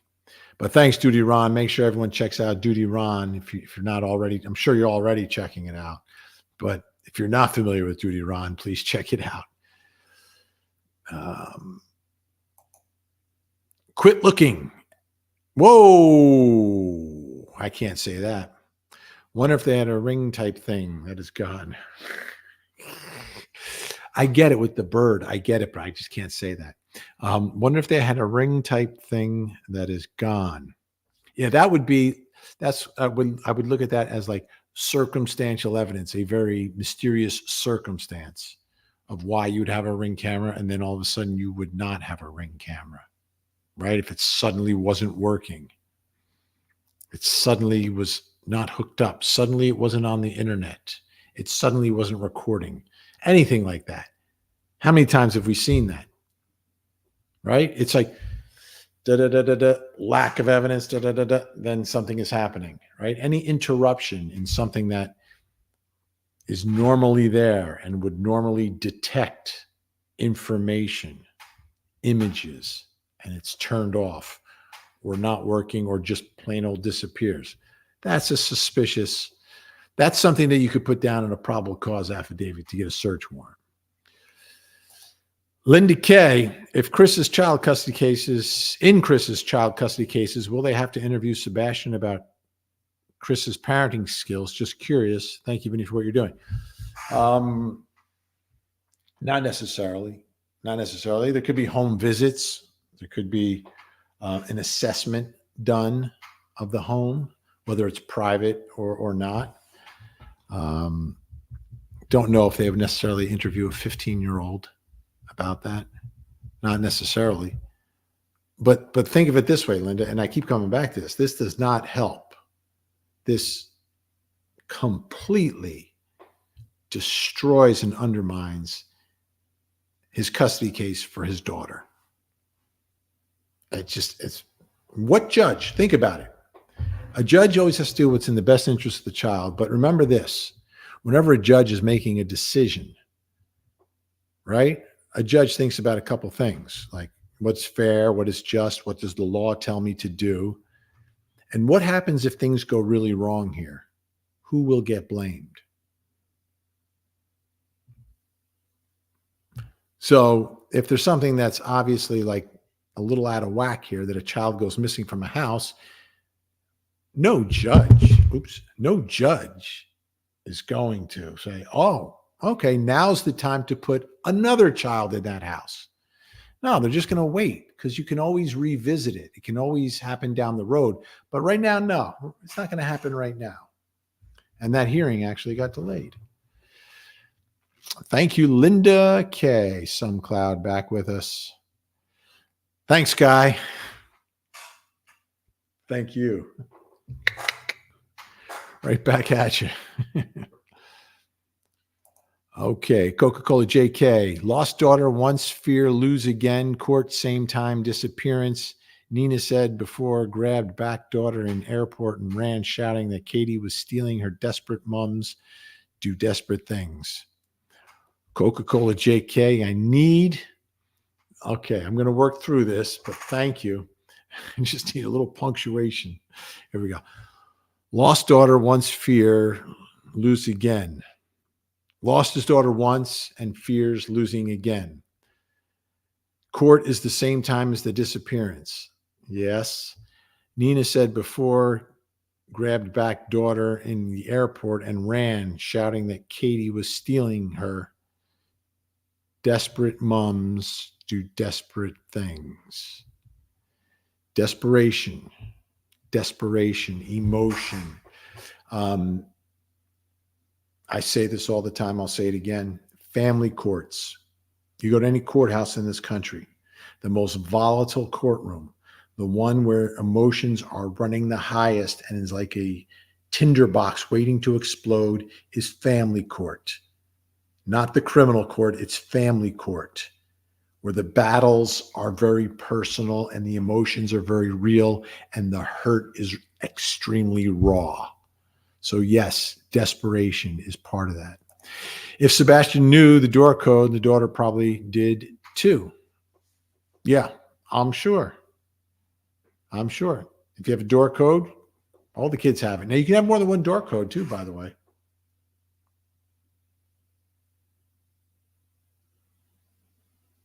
You can have more than one door code. In case you ever want to, yes, yeah, I'll give it to this person, but then I'll erase it, right? And it depends upon the type of door that you have. Some only take one, but many have more than one. And then when that person, you don't want them to be able to use it anymore, you can get rid of that one and keep yours. But that is very possible. Thank you, Coca-Cola JK. Great comments tonight. Bogey, Vinny, off the subject, remember dubious manias? Surely to interrupt. Do you remember me? Dubious manias? Surely to interrupt. I reckon I don't.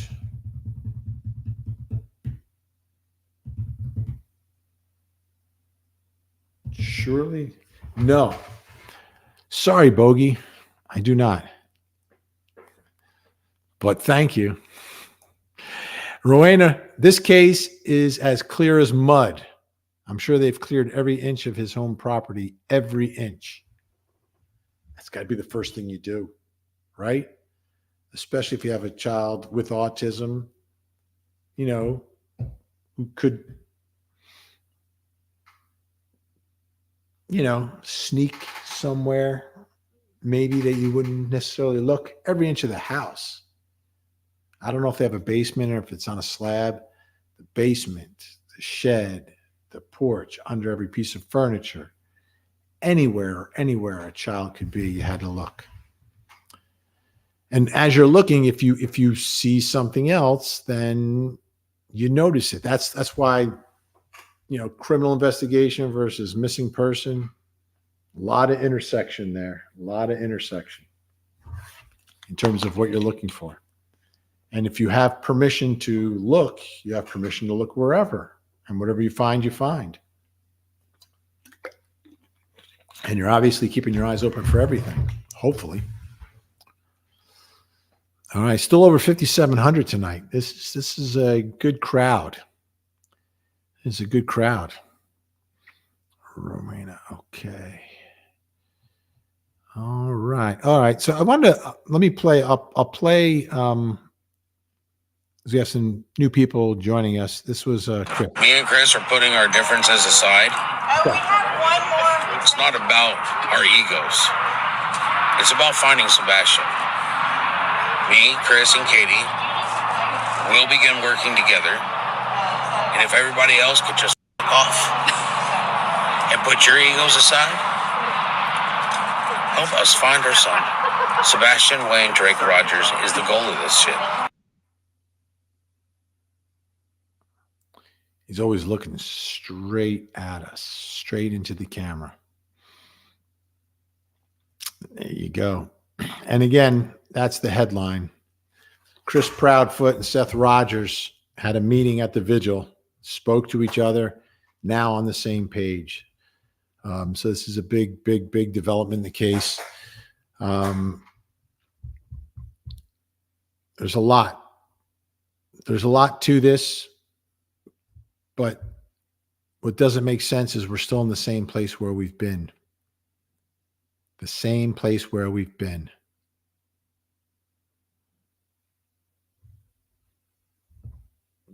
Not a lot of public progress. And to me, making progress, the only way you could have this go from not knowing where he is to making progress without finding him is if you have evidence of him being somewhere else, or you have evidence of something happening to him. evidence of something happening to him is bad. And and I don't think they have that because they haven't turned this into a criminal investigation. Evidence of him being somewhere else, I think, is what we're looking for. I think that would be best case scenario at this point in terms of progress. And that's where I think law enforcement would release some information, right?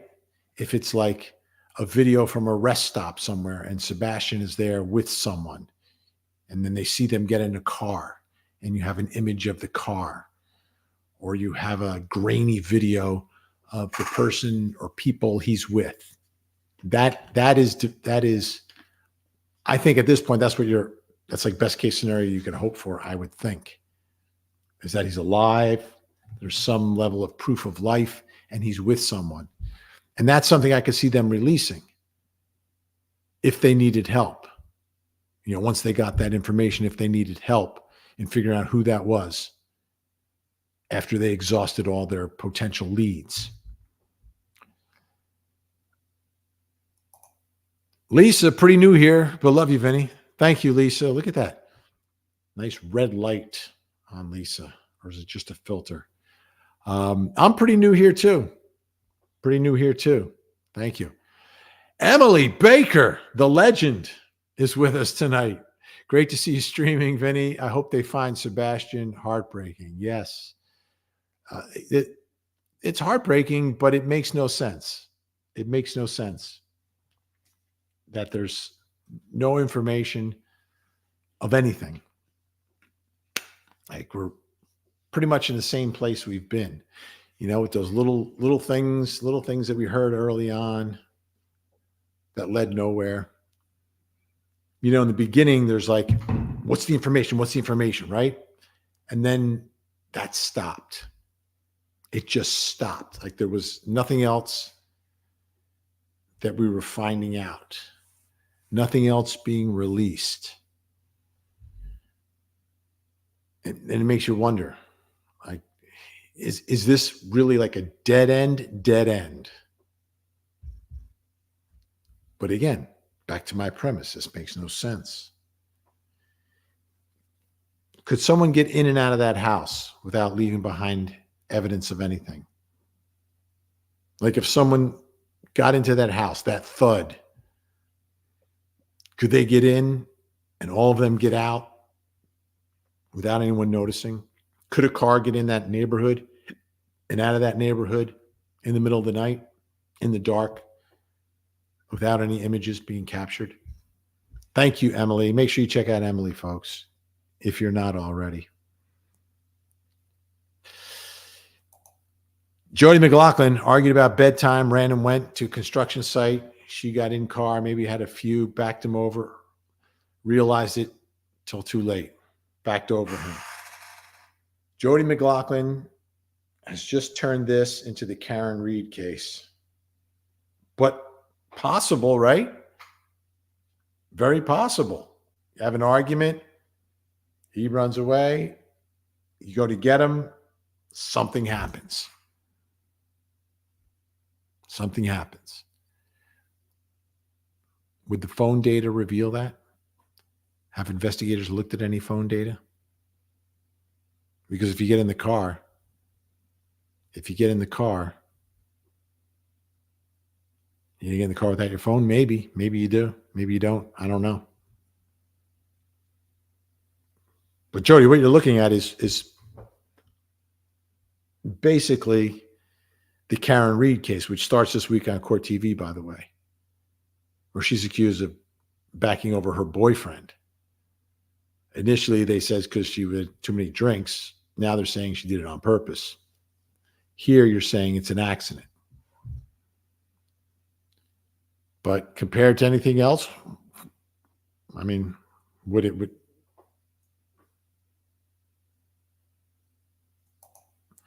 Sebastian leaves with no shoes, a regular flashlight, and no phone. At 15, teens attached to phones which have flashlights. Correct. They drain the battery, but yes, our phones have flashlights. I can demonstrate that for you right now. Let's see if I can demonstrate it. Let me see. See? Your phone has a flashlight on it. Which is true. It's not the strongest, and no one had cameras that caught anything anywhere. We had contractors with separate codes for the alarm. Exactly. Sarcasm for fun. Coming in strong tonight. No shoes. No phone. No sense. Oh, forget about it. Italians do it better. Can you please explain the belt information? I'm not up to date on this case and I'm very confused. Can you please explain the belt information? I'm not up to date on this and I'm very confused. Apparently, a belt was used to discipline Sebastian, and he told a teacher about it, and there was allegedly some CPS investigation. Sebastian disciplined at home with the Proudfoots. A belt tells a teacher, mandatory reporter, CPS investigation. That's the belt. That's the belt story. And yes, Italians do. Speaking of Italians, right here, Amantea. This is the hometown of my people in Calabria, in Italy. This is where my people come from. Italians do it better. Michelle L. Seth had said he and Chris had been working on getting Katie to agree to Sebastian living with him. Yes, maybe she has Sebastian staying with someone she knows to keep that from happening. Now you've got Lori Daybell's original story. Remember that, Michelle? Lori Daybell, when confronted, said, "Oh, JJ's with Melanie Gibb, my friend, in a safe place." So, well, Chris and Seth, according to Seth, were working together trying to convince Katie that Sebastian should live with Seth full time. Now, this is something that Katie did not want to happen when they first broke up. She was adamant. She did not want Seth to have Sebastian. But Seth is saying that he and Chris both agreed. Now, why is Chris agreeing? Does he think it's better for Sebastian or better for his daughter? It doesn't matter. But Seth is saying that Chris had been working on Katie to try to agree to this, but Katie wanted him there. So that again gets us to the point of, why would Katie do anything? Like, she wants Sebastian there. She wants her son with him. She had fought for custody of her son. So why would she do anything to him? Why would Chris? If Chris did something to him, then he's not getting his daughter. Katie apparently is the one who wants Sebastian to stay with her, as opposed to letting Seth have. Now, having Sebastian stay with someone else to keep that from happening, you see, if she did that, if it ever got uncovered, it would make it more likely that Seth would get custody if he ever went back to court. You can always go back to court to try to change whatever the arrangements are in a custody situation, whether it's money or actual residential custody. You can always petition the court for a change. And right now, Katie had custody. So there was no reason for her to necessarily hide Sebastian just because Chris and Seth had agreed to something. It's Katie has control. She's got the court order, so she has complete control of the situation. Now, if you're saying she's feeling pressure from Chris, okay, that's something else. And she doesn't want Seth to have him. I get it, but is she able to see Sebastian while her friend has it? Is there any? Again, anything is possible because we know nothing. So does this make any less sense than anything else? Not necessarily. But I look at it, my background is I'm a lawyer. And you would completely undermine your custody case if you did something crazy like this, like hiding your son from your husband and your son's father. That's crazy. And that is how you would lose custody of your child if that ever came to light. But if someone's unhinged, something like that is possible.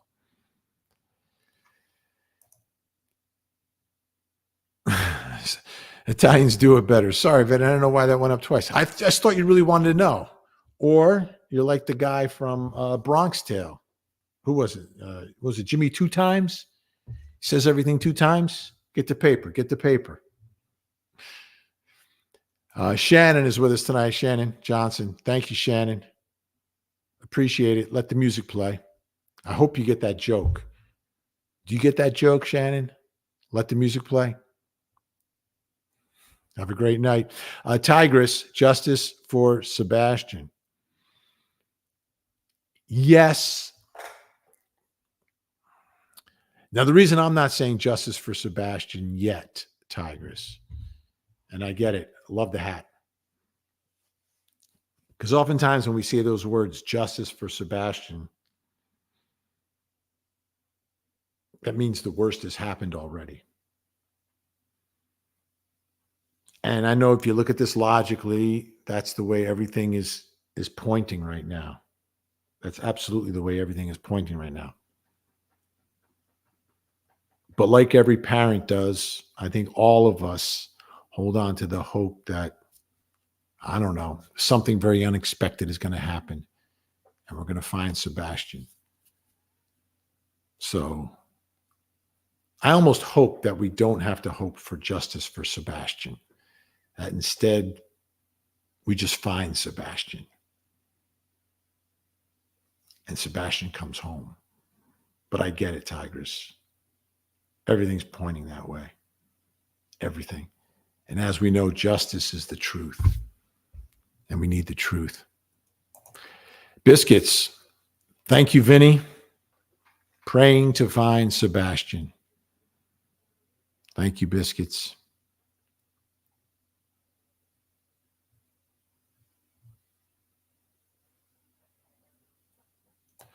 This is a good one. Where are the clothes Sebastian had on at the restaurant where they found at Chris and Katie's houses?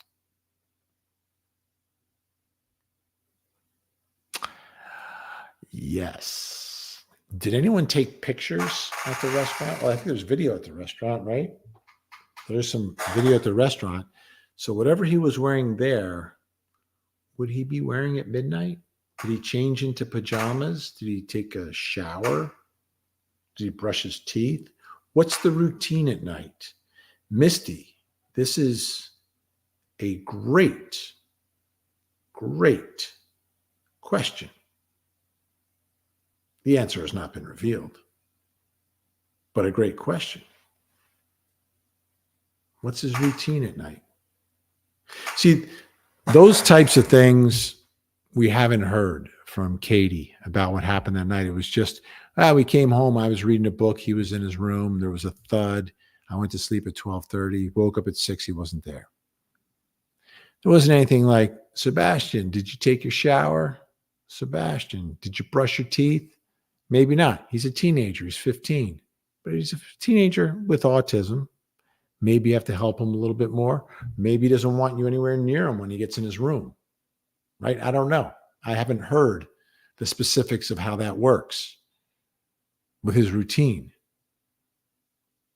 Like, was this one where like, hey, it's shower time, brush your teeth time, bedtime? Didn't seem like that's what was happening. It seemed like he was more like a regular teenager, like any old teenager is, right? Sometimes at age 15, they don't want anything to do with you. We're done with dinner, go into my room, leave me alone. Don't talk to me. I got my headphones on. I can't even hear you. It could be like that. Or was there more hands-on in making sure that he did everything he was supposed to do, or was he really good about doing it? But would he put on his pajamas? Did he sleep in his clothes? Where are those clothes? Are they still there?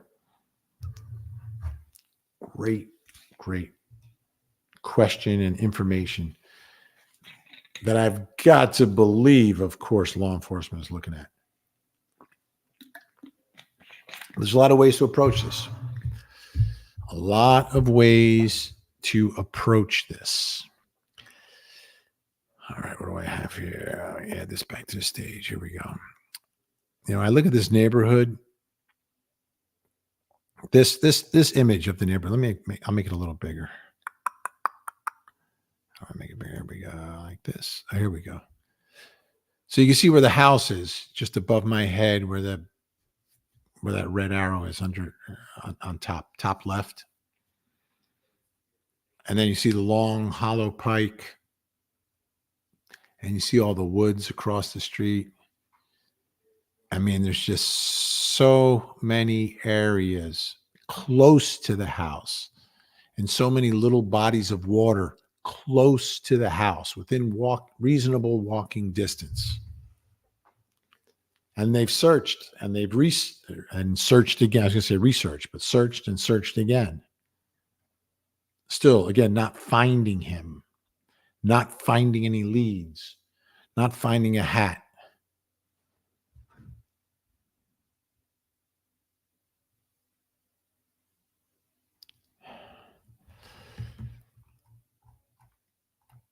All right.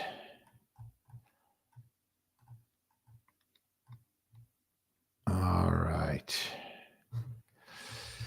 There we go. All right. Let me take a moment here, folks. Let me take a moment just to address something that I should have addressed before. We did get an anti-gray use note that popped up here. I will make this clear. All right? Make my whole face. I do not support anti-gray use posts or anti-anyone posts here. This is not the place for it.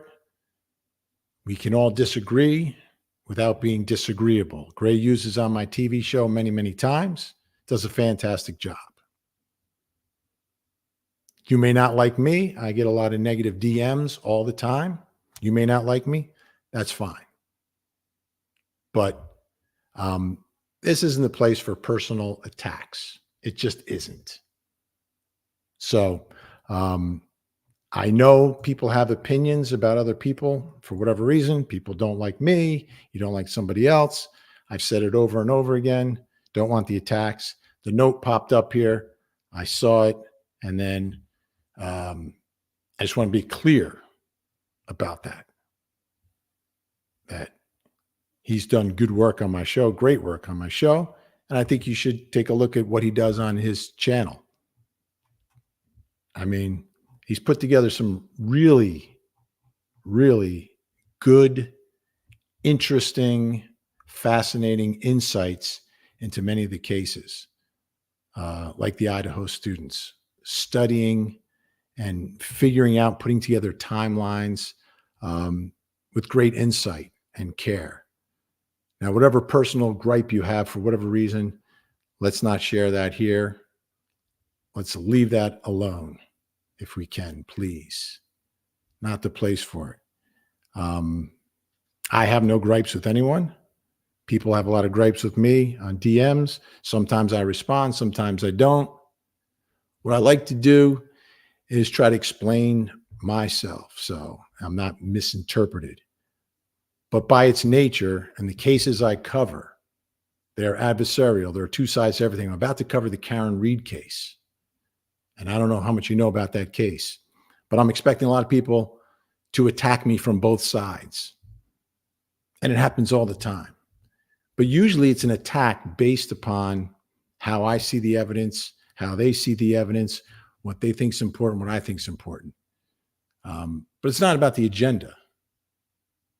It's not, there's no agenda but the truth in all of this, in searching for all of this. So I hope we stay focused on that. And as far as when I pop these things up here, I pop them up and I like to address everyone who has something to say. But I just want to make it clear in case it was misinterpreted that, I have no beef with anyone on YouTube or anywhere else. I've had people on my show that I've disagreed with. We see things completely different, but we try to disagree in a way that's not necessarily disagreeable. That's not personal, right? It's not personal. So don't bring the personal grievances that you have here. That would be appreciated. Let's talk about the cases. And right now, tonight, we're talking about a child who's missing. And ultimately, we're all in the business. Everyone who's covered and touched this story, including Gray, has touched the story because this child's missing. We want to see this child found, hopefully alive. For goodness sake. Isn't that what we all want? So hopefully we don't have to deal with that, get sidetracked by that stuff. But let's stay focused on Sebastian. Let's stay focused on Madeline, Harmony. These are children who didn't have the protection, didn't have what they needed to just be kids and just be able to go from playing with their friends, playing a video game, going to school, making friends, living and growing up. These children have been subjected to things that no child should ever be subjected to. And I think we're all on the same side. We're all on the same side of that. And whatever drama plays in between that, like Seth was saying. Me and Chris are putting our differences aside. Take a look. One more. It's not about our egos. It's not about our egos. It's about finding Sebastian. It's about finding Sebastian. Yeah, he's speaking about himself and Chris Proudfoot. But I think all of us could be speaking like that. And everyone who's trying to help, who's gone to Hendersonville and is trying to help, should all adopt what he's talking about here. And he's got great differences. They have great differences. This is a family that was shattered, a mother and a father who aren't together anymore. So there's going to be baggage. There's going to be baggage. They don't see things the same way. Parents who are split often don't see things the same way. But he's saying put that aside. And he's closest to it. And it's the most raw with him. And he now today is saying put that aside. Me, Chris, and Katie will begin working together. And if everybody else could just fuck off. Now that statement right there, everyone else, what he's talking about is they're working together. And put your egos aside. Help us find our son. Help us find our son, period. All right? So I think that's where we are tonight. All right, where are we? We're with Coca-Cola JK. Right, Vinny? Just say it's Nina. She does. Just say it's Nina. She does my head and watch her. Okay. Coca-Cola. I'm going to need maybe a comma, a period. I'm trying to figure out. This says, she does my head in LL, watched her talking all her lies and guilty. Just another attempt to diss Chris. He wanted a psych report on her. Okay, I see what you're saying, Coca-Cola JK. Again, I can't, I don't have the punctuations. I don't know where the sentence begins and ends, but I got the gist of what Coca-Cola is saying. What Coca-Cola is saying is, number one, there's something happening between Chris and Nina. So Coca-Cola is saying, well, Nina should be looked at because Nina is someone in the life. And we don't know. No, there's no suspect. It's not even a criminal investigation yet. Right? But if there ever is evidence of wrongdoing or someone entering the home or a fingerprint where it's not supposed to be or someone on a video, you got to follow it where it goes. I think you part of the investigation is looking at everyone who is part of Sebastian's life to see if there was a reason for him to leave the home to try to get to see them or some communication with them. All of that's got to be looked at. They have his phone, so they can see and hear everyone in person that he's communicating with. So if things like that exist, obviously they'll follow it up. But right now, like it's a missing child who could have walked out of that house, gone somewhere that ended up being dangerous, got trapped, got lost. Which again gets back to square one, which is search your property, search it again. Jalen Griffin, solo sock. Jalen Griffin, 12, found 3.5 liters in an attic 5 miles from his house. Scary. They need to search the basements and the attics again. He is a child with autism. Yes, absolutely. And that's why, I mean, Seth said this early on, right? Look in a place that you wouldn't even look.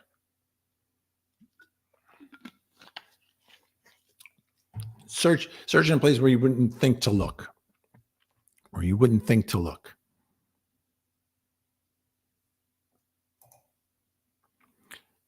Smash that like for Sebastian and Vinny. Vinny, thank you for keeping it real and for caring.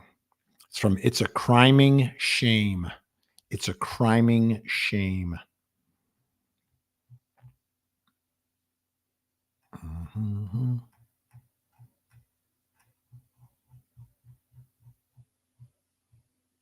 Here we go. All right. Oh, wow. It's late. It got late. I don't know what time it is where you are, but it's getting late over here. Wow. Wow, it's getting late.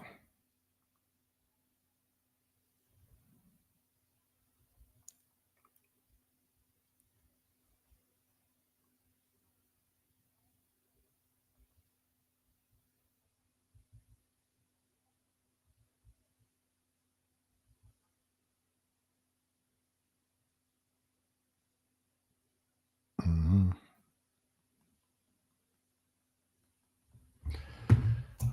All right. Coca-Cola punctuation would jump it up to 20s.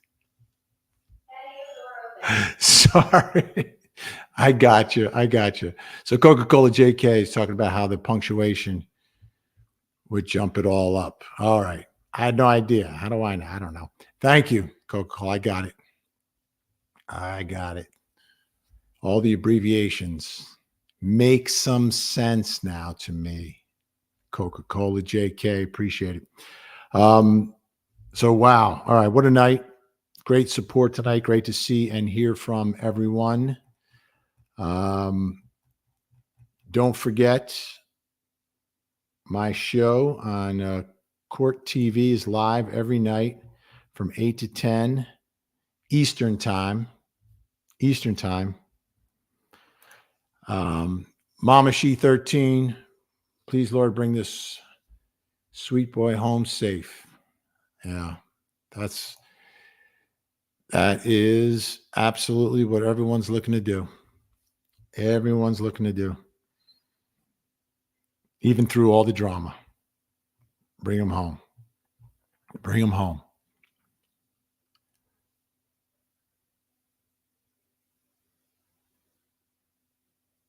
You know,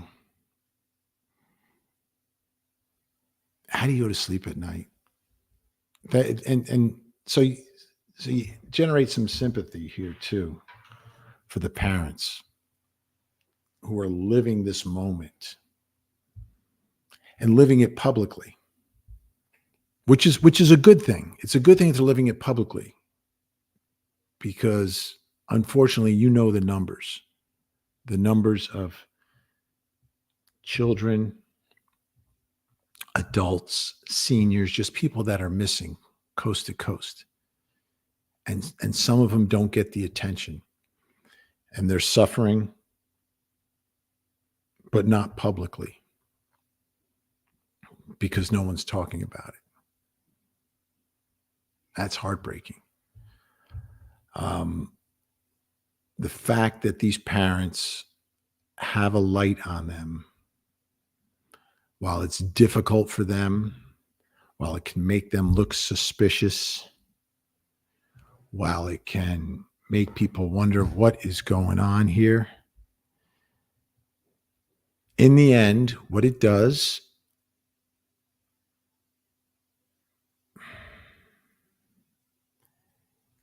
it keeps this little guy's face in the news. And it's the sacrifice that the parents of missing children have to make. It's a sacrifice they make for their child. I mean, they're in pain, they're suffering, they're feeling the loss and the emptiness. And at the same time, they need to wake up in the morning each day and do something and try to get their child home. And if you're a parent, you don't have control of that. Like, that's the one thing as a parent, like, you know, you have some sense of control of your children, no matter how out of control they are. But when they're missing, you've lost that control, and you would do anything, you want to do anything, but you can't do anything because there's nothing you can do other than talk about it and be there and search and raise awareness and search and be there and talk about it. That's it. And remember everything you have and cooperate totally with investigators. That's all you can do. And it's got to be torture. It's got to be absolute torture to live that each day, day in and day out. And we've seen in many cases the toll it takes on the people who are looking. They become invested themselves, whether it's the police or people from the public coming and doing those searches. Take that, multiply it by thousands and thousands, and that's what the parents are feeling. So I try to keep that in mind.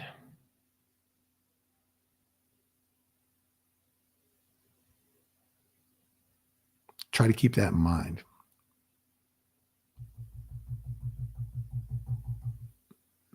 You know, it could turn out, we don't know what's going to turn out to be. We don't know what happened. Skepticism is good,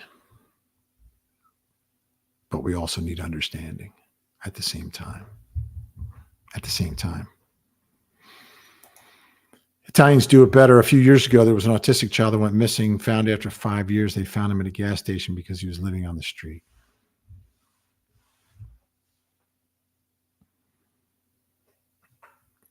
And in a case like that, right? Living on the street. Did that story get the same attention that this story got? Maybe it did. Maybe it didn't. But you keep that. I mean, you look at his face, you look at his smile. Hopefully he has his glasses with him so he can see. But that's a very distinct, unique face that you're going to see. Hopefully someone recognizes. Yeah, all of a sudden you're tired. Oh, yeah, I'm tired. Oh.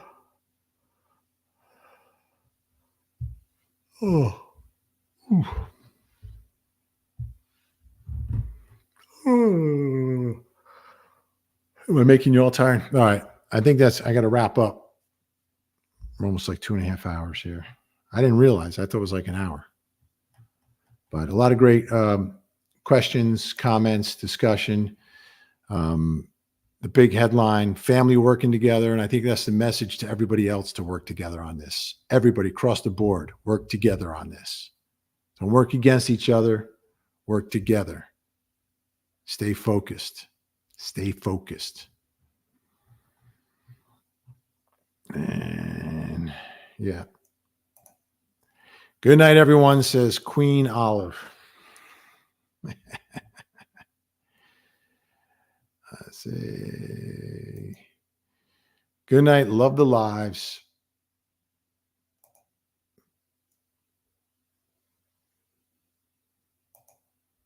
All right. Good night. Good night. New Zealand. Good night, New Zealand. Good night, April. Good night, Cassie. Good night, Toro. Good night, Vivian.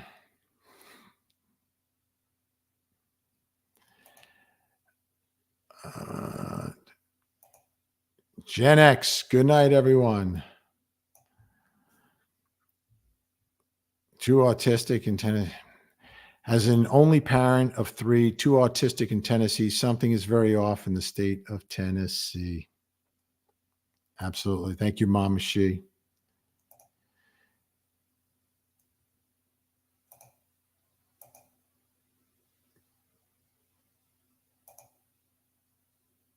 Sweet dreams, everyone. Good night, John Boy, says Biscuits. Good night. Going to share on X. Fantastic. All right. Good night, Sandra. Good night, Keiki. Love you on Court TV. All right, we'll see you at 8 o'clock, Court TV, Monday night. In the meantime, have a great night. And as always, please don't forget to hug the kids.